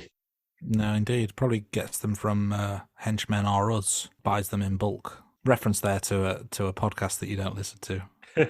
Maybe none of our other listeners do, but yeah, that's just an inside joke that probably only I will understand. But yeah, let's carry on anyway. So later on, Bond goes rogue and he enlists the help of Draco to destroy the Blofeld compound and to save Tracy. Blofeld, this is something I noticed, and it was really off-putting. He holds his cigarettes very, very strangely. Now, this is audio only, so I can't demonstrate to our listeners how he does this. And I'm not a smoker myself, so maybe I've got this wrong. But whenever I see people smoke, they tend to hold the cigarette out between their two fingers, like perpendicular to said fingers. Blofeld, he seems to hold them almost like he's holding a wine glass or a brandy glass. That's how I can best describe it. But just a very, very strange visual in terms of how he holds his cigarettes. But he's Blofeld. He can do whatever he wants. I'm not going to argue with him.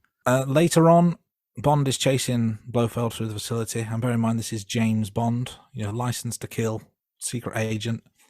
And he's shooting at him, and he's shooting at him, and he's shooting at him, and he misses every time. I didn't count how many shots. I reckon there must have been about 20. But he just kept shooting and kept missing. This is probably why the kill count is so low for this film, because he just can't hit his target. But I thought that was a very un-Bond-like maneuver by Bond to just be a terrible shot in this part of the film. One more point from me on this part. There's a clip. Bond is jumping out the helicopter and he slides down this walkway kind of on his front, on his chest, while shooting his gun. I really liked this. I thought it was quite a cool, almost a computer game style special move sort of thing. It was a really cool way of continuing. Really liked it. Quite, upped the cool factor for him for sure. Yeah, I agree. I thought that bit where he was jumping and sliding down was really good. Going back, Andy, in terms of the cigarette bit, when I was watching this and saw Blofeld holding the cigarette, how I visioned that was basically if you give a cigarette to like a 5-year-old and they're kind of just like holding it randomly because they don't know what to do. It's just weird how he was holding it. I suppose, like you said, it was supposedly looking cool or something, but it didn't work for me. Carrying on then, so Bond's just done his dramatic entrance there by jumping out the helicopter and then sliding down. We also find Tracy, so they managed to save Tracy, but then Draco, her dad, just punches Tracy to get to get on a helicopter, which it seems very drastic. And me and the missus kind of double took and we looked at each other when that happened. That's a bit over the top. Tries to get in a helicopter by using, some words, some verbals. And then, she says no. And then he just wallops the one. Not much patience there. That escalated quickly. The words didn't work, so a punch straight to the face should do the trick.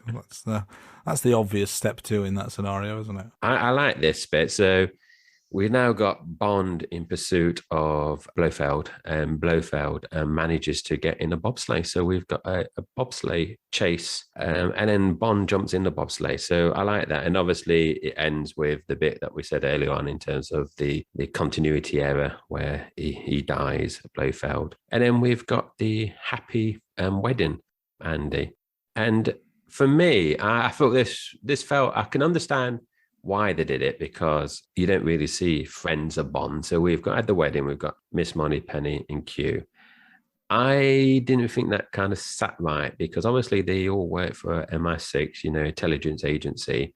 But Draco, as we find out at the beginning of the film, he's like the head of a crime syndicate. Would they really go to the wedding of one of their agents? I don't know. I can understand, like I said, Bond, you don't see him have friends. So, in terms of any kind of dialogue between Bond and his side, the wedding, but it didn't sit right with me in terms of M being there. No, it's a strange one. Yeah, there seems to be a conflict of interest there. Also as well, I guess when you've got M and Moneypenny and Q and Bond and possibly other MI6 agents unnamed as wedding guests, is that not a security risk, having so many high-profile people all in one place? So, yeah, really taking a risk for this woman. He must really love her.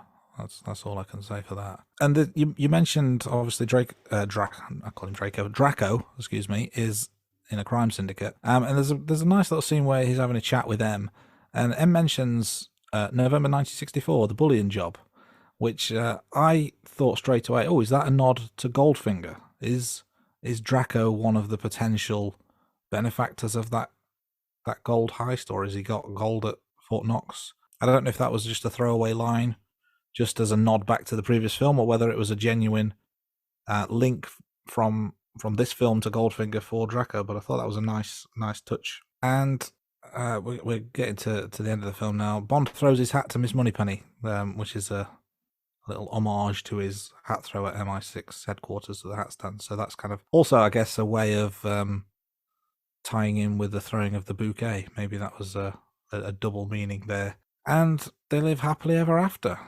They drive off into the sunset to live out their married life as man and wife for many, many years to come. Only that's not exactly what happens, because Irma Bunt, she's still on the scene. She is chasing down Bond and Tracy in their wedding car. Shots are fired, and Tracy sadly dies as the final scene of the film. So very, very strange and quite an emotional ending for the Bond film. You know, the previous 5, he's normally getting his wicked way with the lady, and you know, very much a happy ending in the first 5 in many senses of the word, but this time round not so much. As was it, yeah, I agree. It was very sad, the ending, and usually usually the Bond films finish with a dinghy or a rescue boat or something with just Bond and the Bond girl. This is obviously very different. Yeah, very, very sad ending. It's a very different direction he's taken Bond in, and the ending is a very different direction from what we normally see. And in real life, the actress who played Irma, I believe, passed away not long after the film was released. So that's another sad note, but in real life this time, to bring this part of the podcast and indeed the movie to a close. You know, in terms of if they ever finished doing a James Bond franchise, Andy, I personally would like to see the Bond franchise end a similar scene, but where they just drive off happily ever after. Kind of a nod back to this film, but Bond is happy. And, you know, I don't know if they ever finish the franchise, or they're going to just keep it going for years and years and years. But if they ever do, I think that'd be a nice little ending. He gets his happy ending, and it's like a little nod back to this film. Very interesting. Yeah, I certainly wouldn't be against that. I guess actions of other films may or may not dictate whether that's possible, but it would, it would be good to kind of see Bond get that retirement, you know, put all the missions behind him and live in retirement happily ever after. But whether a man like James Bond ever gets to do that, I guess, is to be determined. So, yeah, as Andy said, that is the film now. So some of the other bits that we do, you know, our regular listeners will know, is the one-liners or quotes that we kind of pick out from the movie. So, Andy, I'm just going to go first, and that's already mentioned this. So this is pretty much straight away Bond breaking the fourth wall, and he says, "This never happened to the other fella." Nice little nod to the previous films. There's a nice scene between Bond and Q. Q says to James, "Look, James, I know that we haven't exactly always seen... Well, anyway, don't forget, if there's anything you ever need."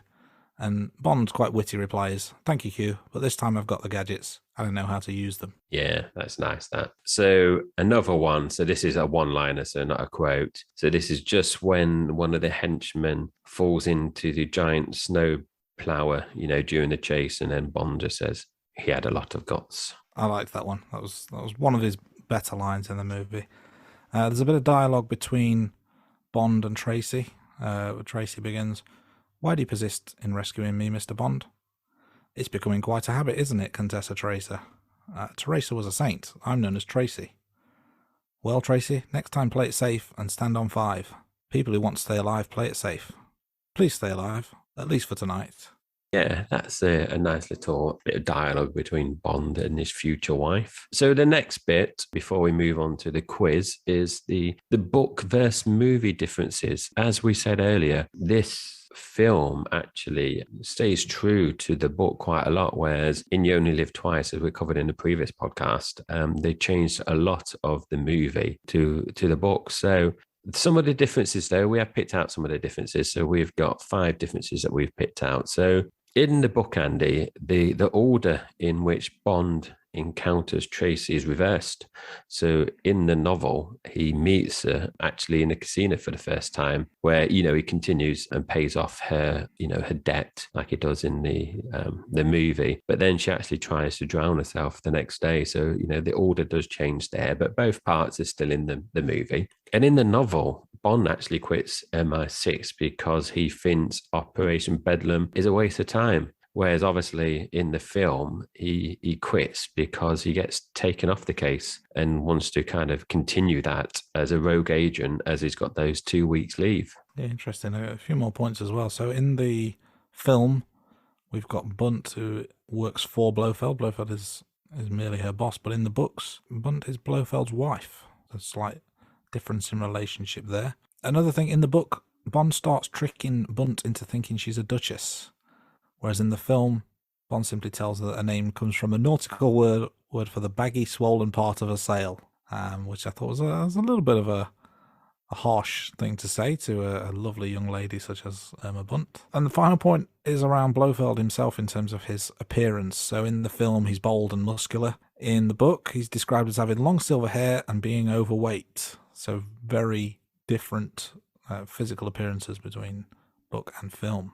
Yeah, Andy, before we kind of move on to the quiz, what did you think in terms of the casting of Blofeld? Because obviously in You Only Live Twice, he's obviously disfigured, isn't he, in terms of he's got a facial injury with one of his eyes and skin, but he looks quite fragile, I would say. Whereas obviously you just said here, this version of Blofeld is quite muscular, and he's bald still, but I would say he's more of a match with the more physical Lazenby. I don't know if you've got a view on this before we kind of move on to the quiz. I think in this, he could almost play the part of a henchman because he can handle himself.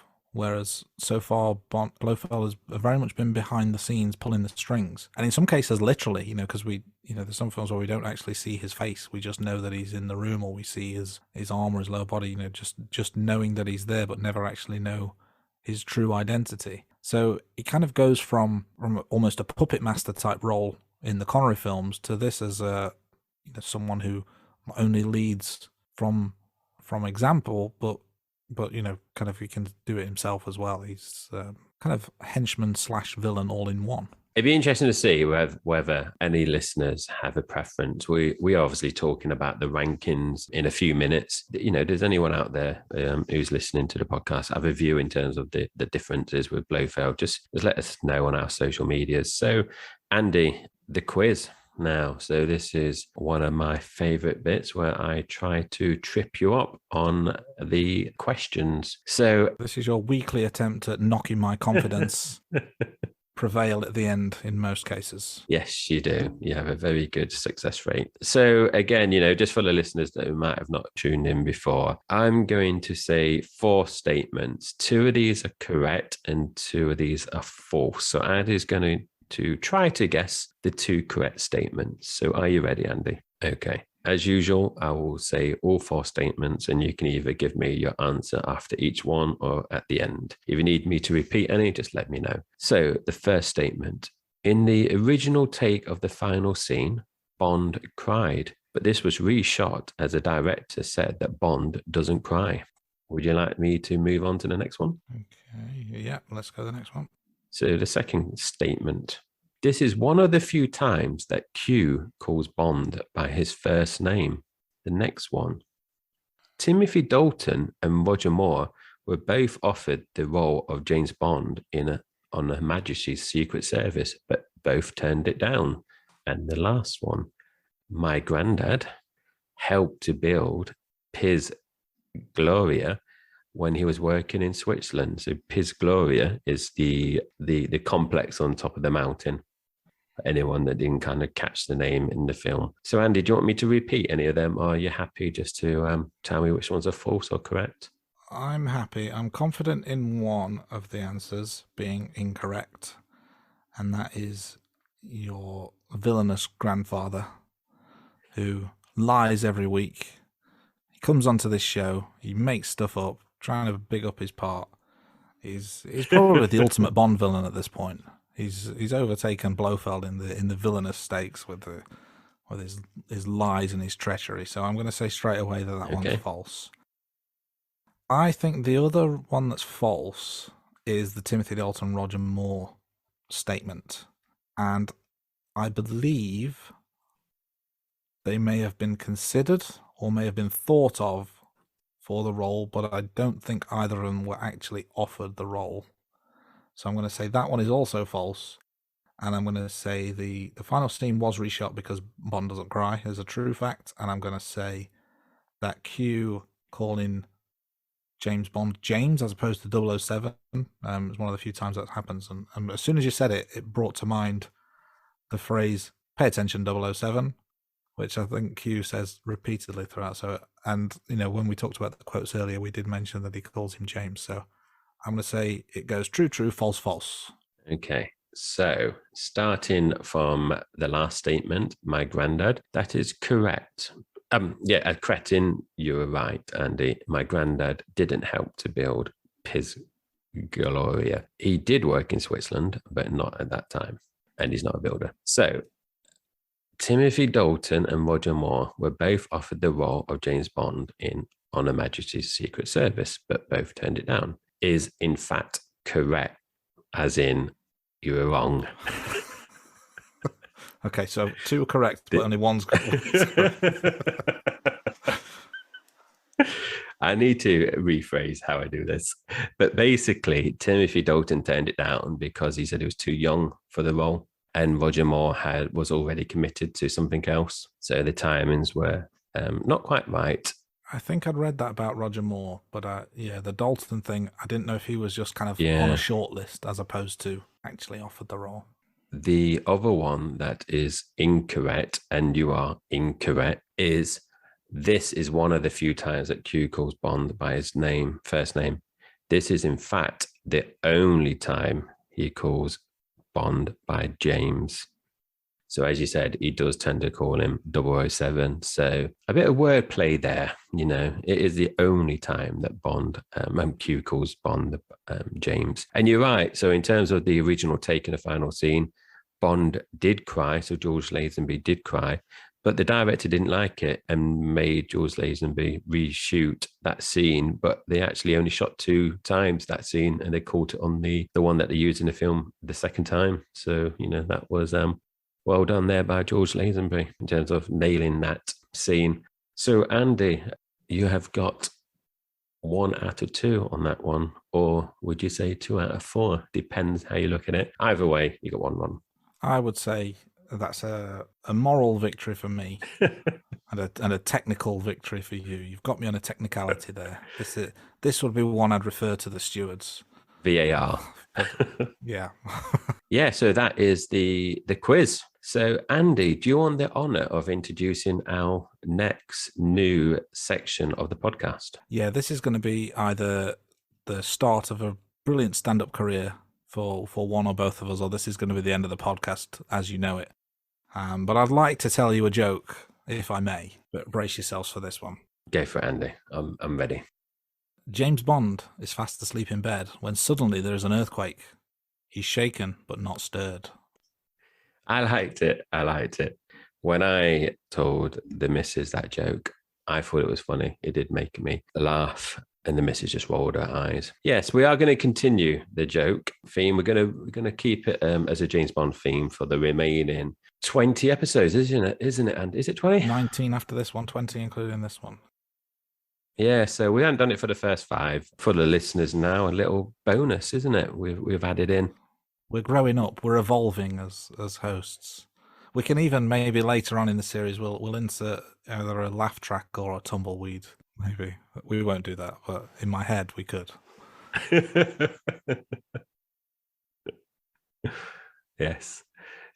So the next bit, which is one of my favorites, Andy, is the rankings in terms of where we rank them. So, Andy, if I pick up the first few bits, so you know our regular listeners will know. So what we do is basically we rank and rate each of the films as we watch them. So in terms of runtime, so just before I start, actually, you can check all this out on our website. We've got all this on our website, and we update it each week as we release our episodes. So runtimes, as Andy mentioned, this is the longest film in the James Bond franchise, 2 hours, 22 minutes. And Andy, you mentioned it actually earlier that it didn't feel like 2 hours, 22 minutes. It kind of flew by. So some films are overly long, but this one didn't feel like it. And it's the only second film so far that breaks the 2 hour mark. Yeah, completely agree. It was flown by. Yeah. So in terms of kill count, so Andy mentioned earlier, obviously, that Bond only kills 5 times. So we're only counting, Bond kills. We're not counting any of the henchman kills or Bond associate kills. So, it's 5 times. This is the second lowest in terms of Bond kills. So you only live twice, which is last week's episode was the high point. So that was 21 kills. And, George Lazenby's entry comes in second from bottom. So only Dr. No with 4 kills. So what we said last week was we're going to introduce kill counts by actor. So at the moment, obviously, Sean Connery, he's got 5 films on George Lazenby. So at the moment, the first 5 films for Sean Connery, he's done 65 kills, Andy, across those 5 movies. And that is an average of 13 kills per movie, which isn't bad, is it? That's pretty good going, yeah. Yeah, especially if you're, we're talking about Bond getting flexi time and paying a half if he's going to get any kind of bonuses per kill, that is pretty good going. But George Lazenby, 1 movie, he's done 5 kills. So in terms of our ratings and rankings, Sean Connery's number 1 and Lazenby's number 2. Andy, do you want to pick up the next couple of slides? Monitoring the martinis, a staple of the Bond films. And for the 4th film out of 6, we do have an appearance of a martini for Bond. And speaking of staples of the film, introducing himself as Bond, James Bond, for only the 3rd time in 6, so it's only a 50-50 result at the minute, he introduces himself as such, but it's the quickest one so far. It's within the first 4 minutes, 25 seconds. I will move swiftly on to hat throwing and hat wearing, which is a yes on both counts. Not only to the throwing to the hat stand when he's in MI6, but also throws his hat to Moneypenny at the wedding as well. So double points there for Mr. Lazenby on the hat throwing. I will finish up on Felix Leiter, who does not make an appearance this time round. So no appearance for Felix Leiter. So far he's appeared in 3 out of 6. Jay, do you want to start with some Bond girl rankings and ratings? So in terms of our rankings for the Bond girls, so I think this is a bit of a hot topic, really, when you think about the Bond franchise. We've had 6 films so far, and we have counted 23 Bond girls. Like we said, last week's episode, there's too many now to kind of go through per podcast. So what we're going to do is just talk about where the entry is from this film. And then, as Andy mentioned at the beginning of the podcast, we've got 3. We've got Tracy, we've got Nancy, and we've got Ruby. So in terms of my rankings, Andy, I put Tracy straight in at number 1, displacing Pussy Galore. Pussy Galore is now my number 2. So Tracy's gone in at number 1. And just before I kind of pass over to you, I've then ranked Nancy at 21.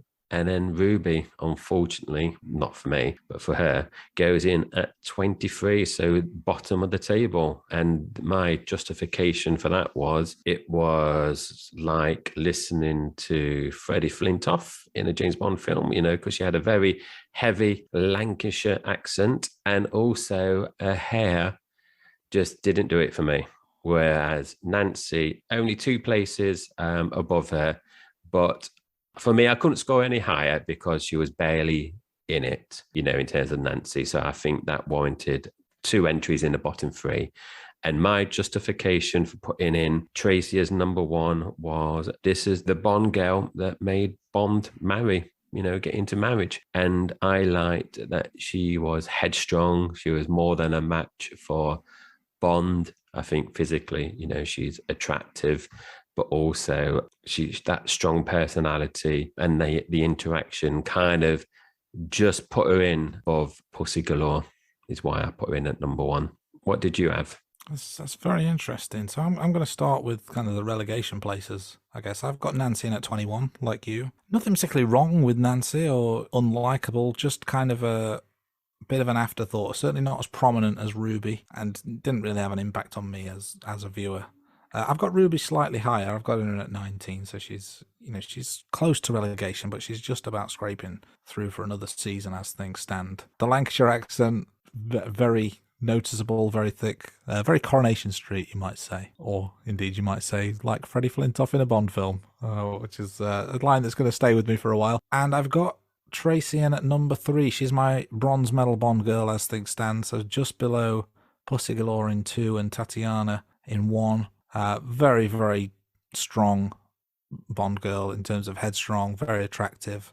And, like you said, if you can make James Bond want to marry you, then you've got to be doing something right. But for me, just slightly below Pussy Galore and Tatiana, in my personal opinion. But she's going to be in the mix come end of the season for Champions League places in the current standings. Yeah, and I think people that look on their website will kind of see, in terms of our other rankings, Andy, I think ours are quite similar, whereas here we've obviously got very different tastes, except for our top 3. Our top 3 are the same, but just in different order. Below the top 3 is when you start getting the differences, I think.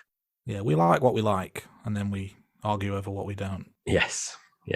So let me pick up theme songs then, and Andy, you want to pick up the other bit. So theme songs, Andy, I must admit, I put on Her Majesty's Secret Service. So this is obviously, we're not counting the Louis Armstrong song as a theme song because it's a secondary song. So unfortunately, I don't think we can include it, Andy, in this. So I've put the latest theme song in at number 4. So just below You Only Live Twice by Nancy Sinatra from You Only Live Twice, obviously.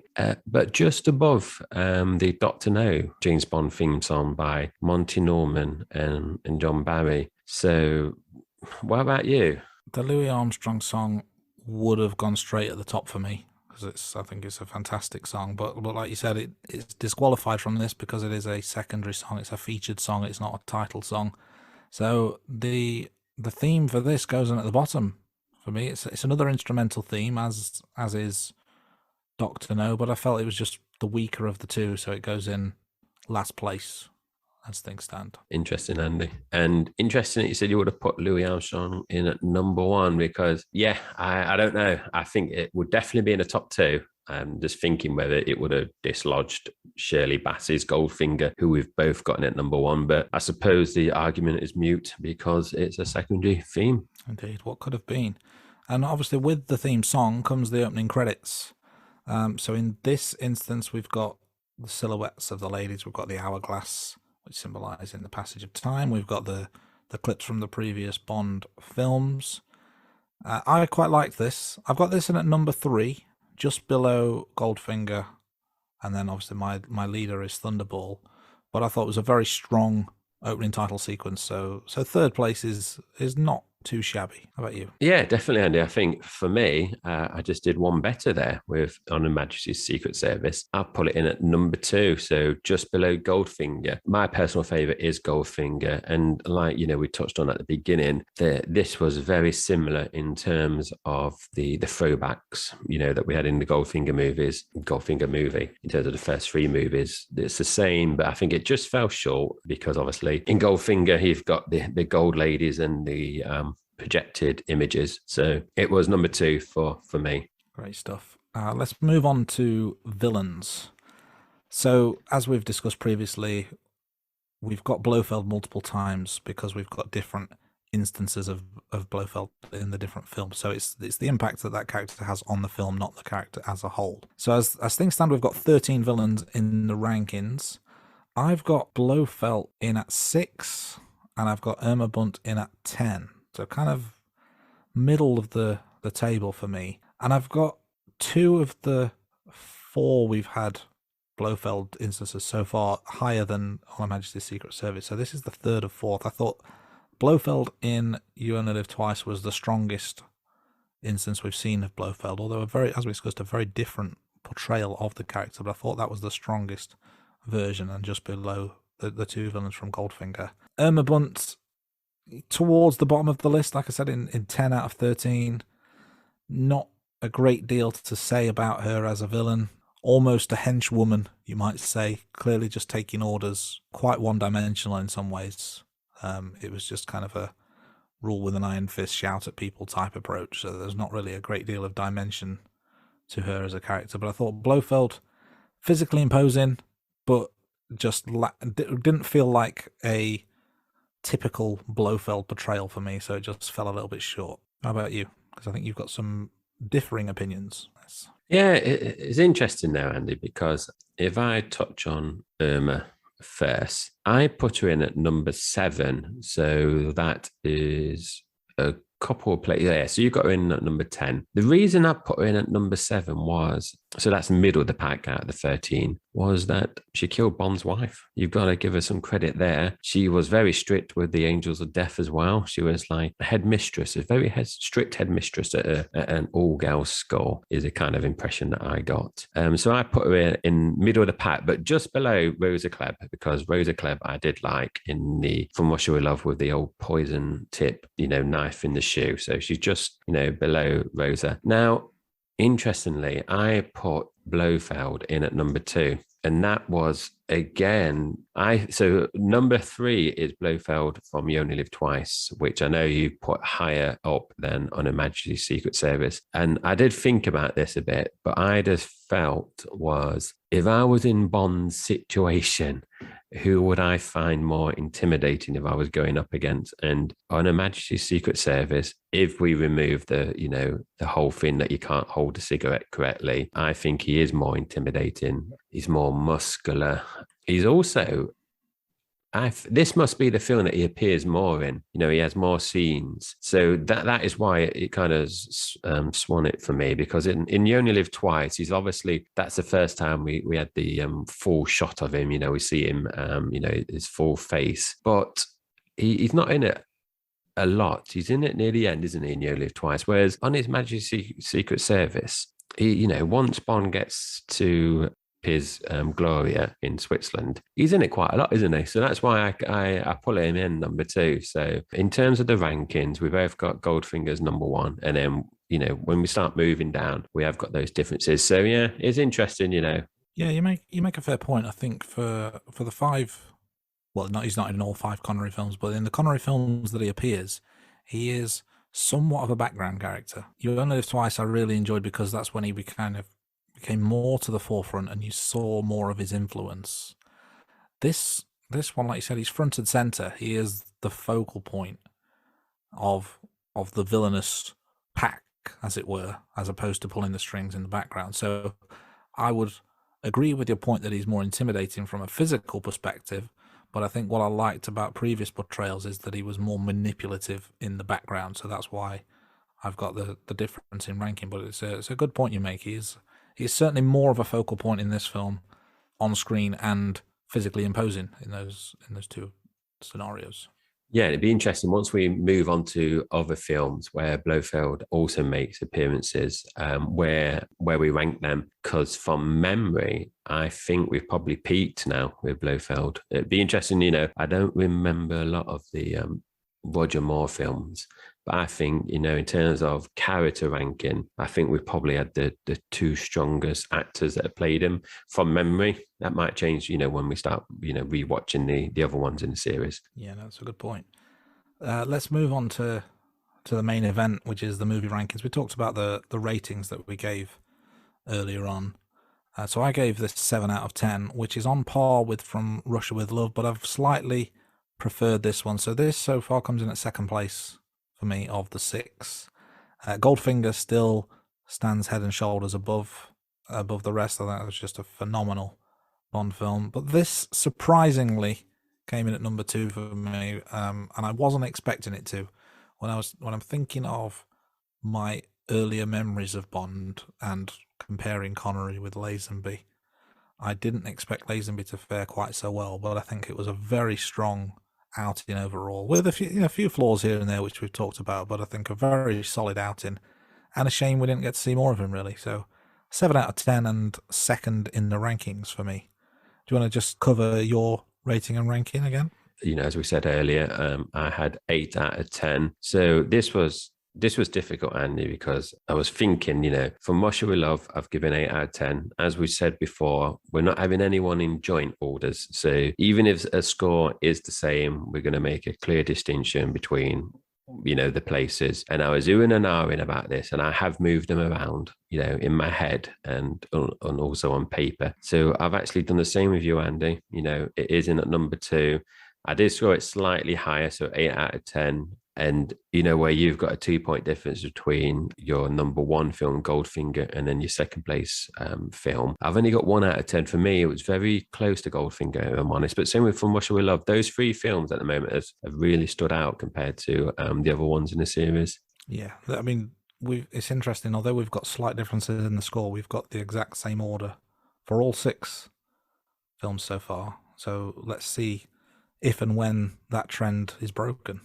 Yes. Yeah, I think it will be, if I'm honest, at some point. I think it's a bit of a coincidence. I'd be interested to see if people that are doing the same exercise that we are have the same order. Like I said earlier, I'm quite generous in my scoring, and I think I said it in a previous episode. I might kind of get a bit stuck once we start getting other good films and try to slot them in, where you've kind of got like a 2-point gap there that you kind of play around with. I wonder if I'm going to struggle then, but yeah, it'd be interesting to see if other people do, the same kind of exercise when they're listening along, whether they're going to have the same order as us, but different scoring, or their orders are going to be completely out. It's obviously, it's an art form. It's subjective, isn't it? There's no right or wrong. So Indeed. And when we're talking about the films, obviously we've got to talk about the actors. So we are going to rank movies by actor. We can't really do that for Lazenby because it's 1, so it's the best movie of the Bond franchise that he's ever done. It's also the worst because it's the only one, so it's kind of a moot point. But I think what's interesting at this point, and we may be a little bit unfair to do this now because we've still got one more Connery entry to view, but where would you rank Connery versus Lazenby so far? Now we've rewatched them. I personally, so in terms of the actors, I've ranked Sean Connery number 1 and George Lazenby number 2. Even, the next film that we watch isn't going to change that order. For me, if George Lazenby was in more films, then that might change if he had more of a go at it. Like we said, this is his first film acting role, and I think he's done very well. I'm intrigued to see how different our predetermined list will be, having now rewatched the George Lazenby film compared to other actors once we get on to future episodes. What about you, Andy? Where have you got old Sean Connery and George? Same, and the same point you made in terms of the predetermined ranking that we gave them. And I think what's interesting is we've both gone Connery as the best Bond actor so far, and I'm not in any doubt about that. But in terms of the films, the best one we've seen is a Connery, but then Lazenby is better than 4 of the 5 we've seen so far. And I think that's probably more indicative of the films as opposed to the performance of the actor. I think Lazenby needed more time in the Bond role to be truly ranked against Connery to see whether he could hold up to that standard. So a very good, solid debut performance, but unfortunately we never got the chance to see him take it on any further. So Connery, partly because he's more established, but also I think even in the films that were more disappointing, his presence as a Bond actor I felt was stronger. So I'm keeping Connery at number 1 for now.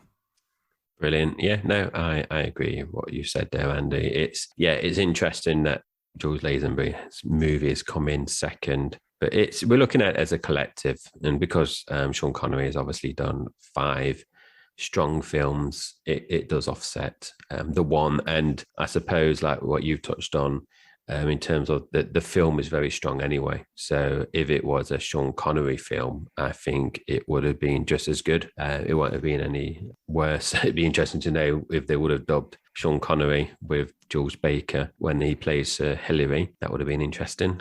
But yeah, so that's it now in terms of our rankings, isn't it, for this week's episode? So, Andy, is there anything you want to say before we finish this week's episode? I think it's been a fascinating episode because it's Lazenby's one and only shot at it. Very enjoyable film, surprisingly so, and maybe he doesn't get the love he deserves. That was it will be my final thoughts on George and James.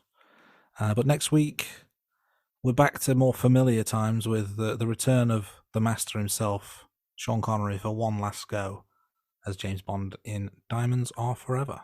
Well, that's this week's episode done. We hope you enjoyed it. Special thanks to the band Sugar Tongue for the theme tune to The Rating Room. You can find them on all the usual social media channels, and be sure to check out their song The System, available now on Spotify. You can find and message us on Twitter, Facebook, TikTok, and Instagram by searching The Rating Room. You'll find all our social media links on our website, theratingroom.com, and subscribe to our YouTube channel. Or feel free to drop us an email at theratingroom@gmail.com. Goodbye, thanks for listening, and we'll see you next week, right here on The Rating Room. The